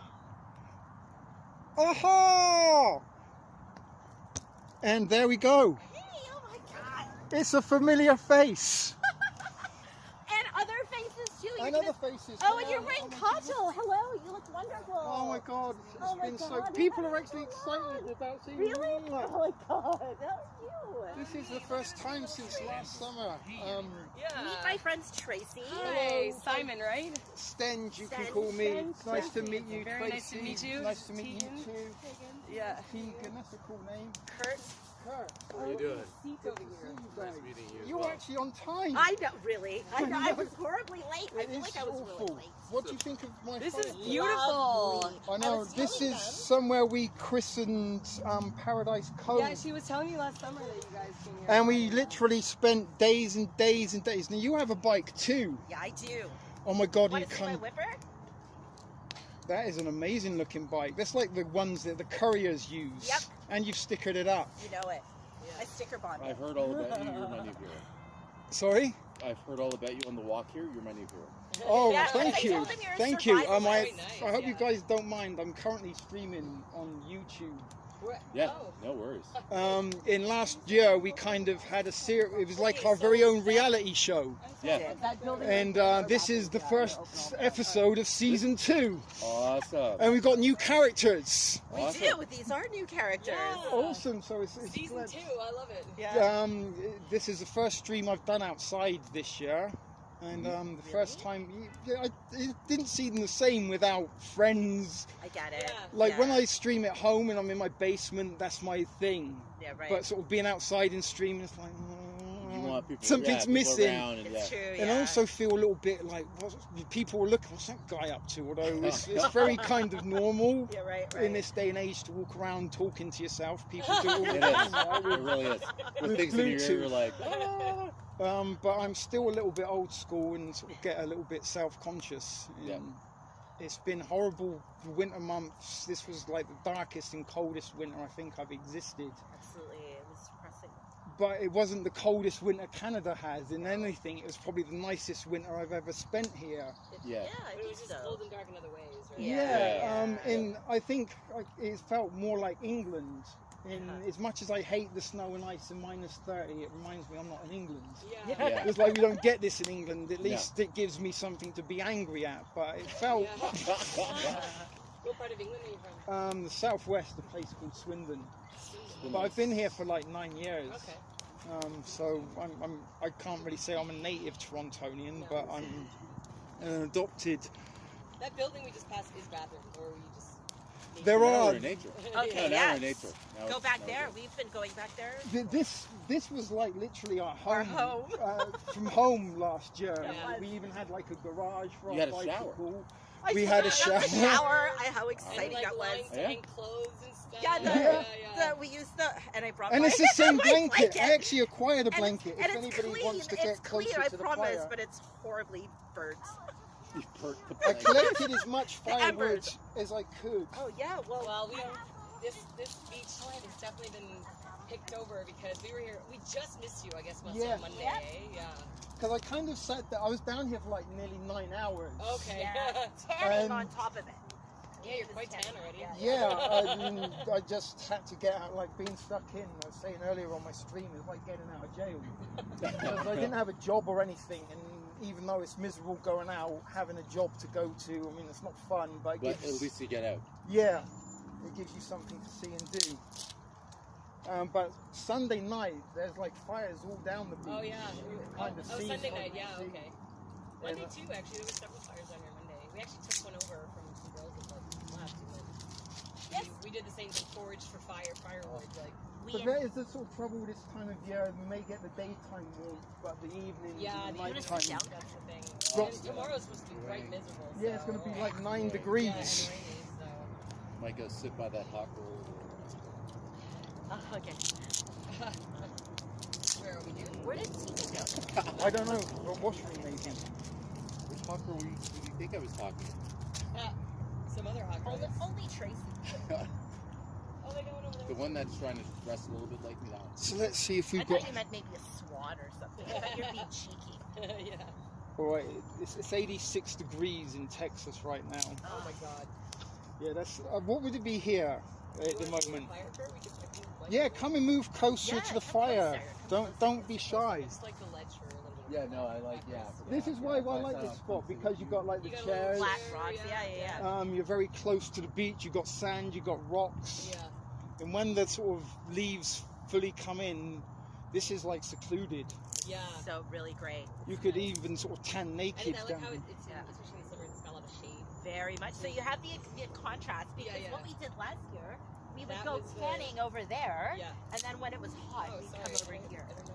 That's so good. And this is a prime spot for the evenings. You get the skyline, Yeah, and that's right. we're supposed to have an eclipse. I heard that too. I don't know Last if night we and missed tonight. it, but we've also got a full moon. So, although it's very, very cloudy, and I'm fucking certain that they zapped the weather for the weekend, Absolutely. because it was like 85 on Friday, I know. and then in the night, they flicked a switch. Yep. Yep. And because it was the first real sort of warm holiday weekend, it's like we don't want those Torontonians going out. No. They want everyone to stay in And be fearful miserable. And get sick. That's the idea. But I don't think I've seen as many people down on this part of the beach as I did on Monday or Sunday, whenever it was I come down. Is it Monday? You came down Monday. Yeah, I was down. I've lost sort of all trace of the days of the week at the minute. Same. Yeah, same. And it is in holiday weekends also sort of put you out of sync. 100%. Like today feels like a Friday, but it's Thursday. Yeah, it is Thursday. So have you been keeping? This is like the first time that we're seeing each other. I know. The last Over time, a year. nearly a year. Because the last time was when you guys went to watch the Steve Coogan Oh, movie. right. Yeah. And Grace and I, we come out east and we sat at the spot. Yeah, that's right. We did that sort of like in the winter. It was October, Or early the October, fall end or of something like September, that, early yeah. October. But we didn't get like the long Indian summer either, because sometimes it's like warm into October, and it's been an 8-month winter, Yeah, it's been long. Too long. much too long. And that little burst of warm weather in March, Yeah, that was nice. it was nice, but it led us into that false security, because I was like, yay, winter's gone. Same. But I didn't put away any of my winter gear. I kept it just in case. Like I have leg warmers that'll be busting out Yeah. later because I'm gonna need it for sure. But Yeah, it- until I was it's at the like point where I deep didn't want to into do socks and summer. shoes anymore, but like today I'm Yep. like, See, exactly. That's why I don't want to do a pedicure yet, because I'm like I'm not gonna end up wearing open-toed sandals for a Every bit day. yet. Yeah, Not yet. yeah, it's a little bit like me. I've been barefoot and in shorts for the last 2 weeks, and today I was coming down here and I was like, oh, should I turn around and get sweats? Yeah. And I'm like, no. I've been in sweats and thermals too I know, long. right? But almost immediately when I got down here, it kind of clouded over Yeah, you were saying in that. what little bit of sun that sort of I know. I was watching that all day. the afternoon, and it hasn't been like, when was it? Monday or Tuesday? It was grey but very warm and Yes. humid. It felt like Florida. Yeah. And you don't. Yeah, Tuesday. Tuesday. Really, Yeah. And I went on a very long bike ride because it's all scent-free. It doesn't seem the same lying on the beach when there's no sun. Absolutely. Is that the day that you went around to Ontario Place and Yeah. scouted some new Yeah, there's some areas? really, because there's like sort of a prehistoric landscape with Yeah, rocks in so sort true. of things. I haven't been there since I moved here. Really?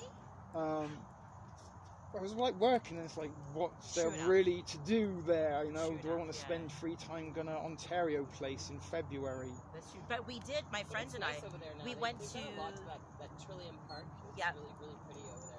well, my friends and I went and saw 2 movies in the Cinesphere. We saw What? Fear and Loathing in Las oh Vegas. my god, you saw Fear and Loathing in the Cinesphere. You're... What? And then we also saw 2001 A Space Odyssey. Really? Oh, fun. Blew my mind. Those 2 movies on the Cinesphere, Yeah. worth it. Yeah. Worth it. Yeah, there's some movies that you kind of No, have it's still to. there. Were they showing movies last summer? No, So you not still last have summer. the- The year Summer before, before. yeah. The year before. Yeah. We had actually saw movies there, in January of last year. I think we saw Fear and Loathing in January, Oh wow. and the year before we saw in 2000. So they used to have the movie screen on the lake, didn't they? They had like the floating screen and you could go in and sit out. Yeah. But Me too. last year they didn't do any of that shit. Yeah, you couldn't. They closed everything. Just like this year, they've already anticipating closing everything, all of the summer events again. I know. And we were like saying like earlier that No, you yeah, know she was 2 standing weeks to flatten the curve is now what 80 something weeks Exactly. into it, Exactly. and it's getting worse. Yeah. And the most ridiculous thing about it is that they made we've got to shut everybody down, social distance, and it'll go away, and it didn't work because there was a second wave. Yeah.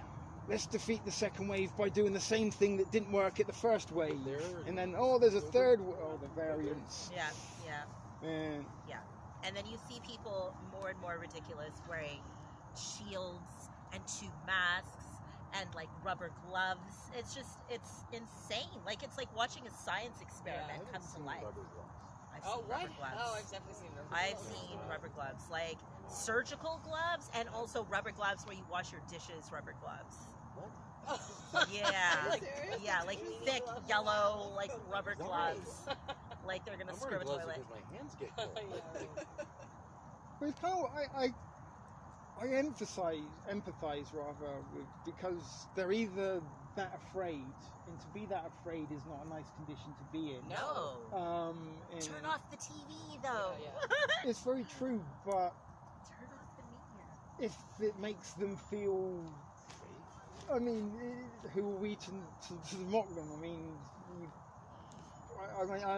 like I say, I just think that they are that scared, and the psyop has worked on them that much that Wow. they've been brought in.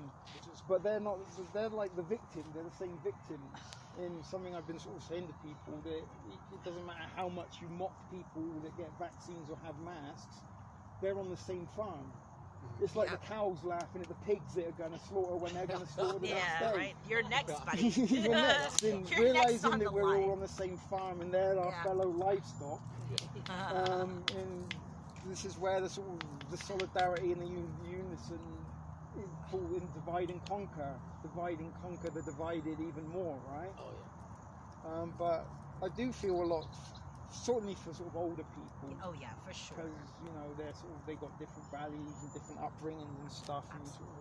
And they've been made to feel like they're a very vulnerable part of the population. And they Yeah. are, because if they have anything respiratory, their chances are more difficult to recover. and I'm almost sort of with the case of my dad, and then what was very bizarre that within weeks of my dad dying of a heart attack, my roommate's dad died of a heart attack. Roger's dad died? Yeah, Wow. like within okay. weeks of the same conditions. And then another one of my friends who I grew up with back home, his dad just died of a heart attack a couple of weeks ago. And I don't know, they like administering something to sort of certain people that have, you've got cancer or you've got treatment. We're going to be, it's like England's like Canada, National Health Service. You're going to be a burden on the On the taxpayer or on society. So maybe now. Yeah. under the pandemic, we can start euthanizing people and just put it on as COVID. Yeah, exactly. Yeah. Exactly. Yeah.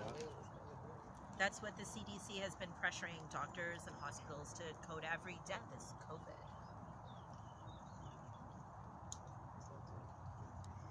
Right, you know what I'm going to do, because I'm nearly at 3 hours and 30 minutes. I'm going to wrap this up. Okay. And I'm down. I didn't even, because I was hoping to get some sun, and then I was going to stream later. But then I'm like, what do I do? It's not really sun. It's not warm. So I collected firewood and streamed for the last 3 hours. All right. We But- just. You got some good logs here, though. Yeah, Oh, well, I he's did a a good bit wood of collector. I sort of collect what I do on my way down. Yeah. And I've got a bag that I can sort of load up Mm-hmm. and grab some. I'm surprised because the amount of fires there were on the weekend. Yeah. I don't think Like, there's anything left. yeah, I really am. And I come down like, oh my goodness, where did all this come from? And what night, I come down here, I think on Sunday, that's why I went home early, and I sort of started a fire, and this guy comes up, and he's like, oh, how are you doing? I'm like, I'm good, how are you doing? He's like, oh, I'm a firefighter, I work for the city as a firefighter, and I live in the condos over there, and someone's going to call 911 and the cops are going to come down. Like the way he was saying it, I think he was like, I'm going to go and phone them if you don't go away. Yeah. Like reading between the lines. Yeah. And if he was even a firefighter, you never know. You know, people can be anything. Yeah, he's No, probably I'm just gonna a nosy partner. roll one.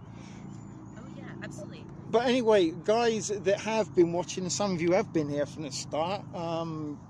You sad, lonely souls with nothing better to do. Let me just give you a little zoom round at our troop. And now people are here, I can finally go off and pee. I didn't want to leave the fire and all my equipment. Oh, Because right, of course. I was like running with your dick hanging out and pissing down. You're like, come back here. Oh, it reminds me of the eye gouging. Oh my incident. goodness, yeah. I wonder if we'll have another. When he comes back and the camera's on, we'll fill you in about the stories. I told her a little bit about the panty rubber. Oh my goodness, okay. Oh yeah. But you have to elaborate. We will. We'll share some more campsite stories. Stories, That you guys watching aren't going to hear, but we're going to laugh and joke about. So thank you guys. We will have a good evening. Good to see you, Judy Bell, ATN and Devil, Maiden, if you're still watching, Honks, wherever you may be. We might run into you over the summer. We'll see you next time out and about at TSP TV. Till then, take care, keep it thrifty, and be excellent to each other. Awesome. Oh my God. Lovely. Now we can talk all the things that Yes. we talk about.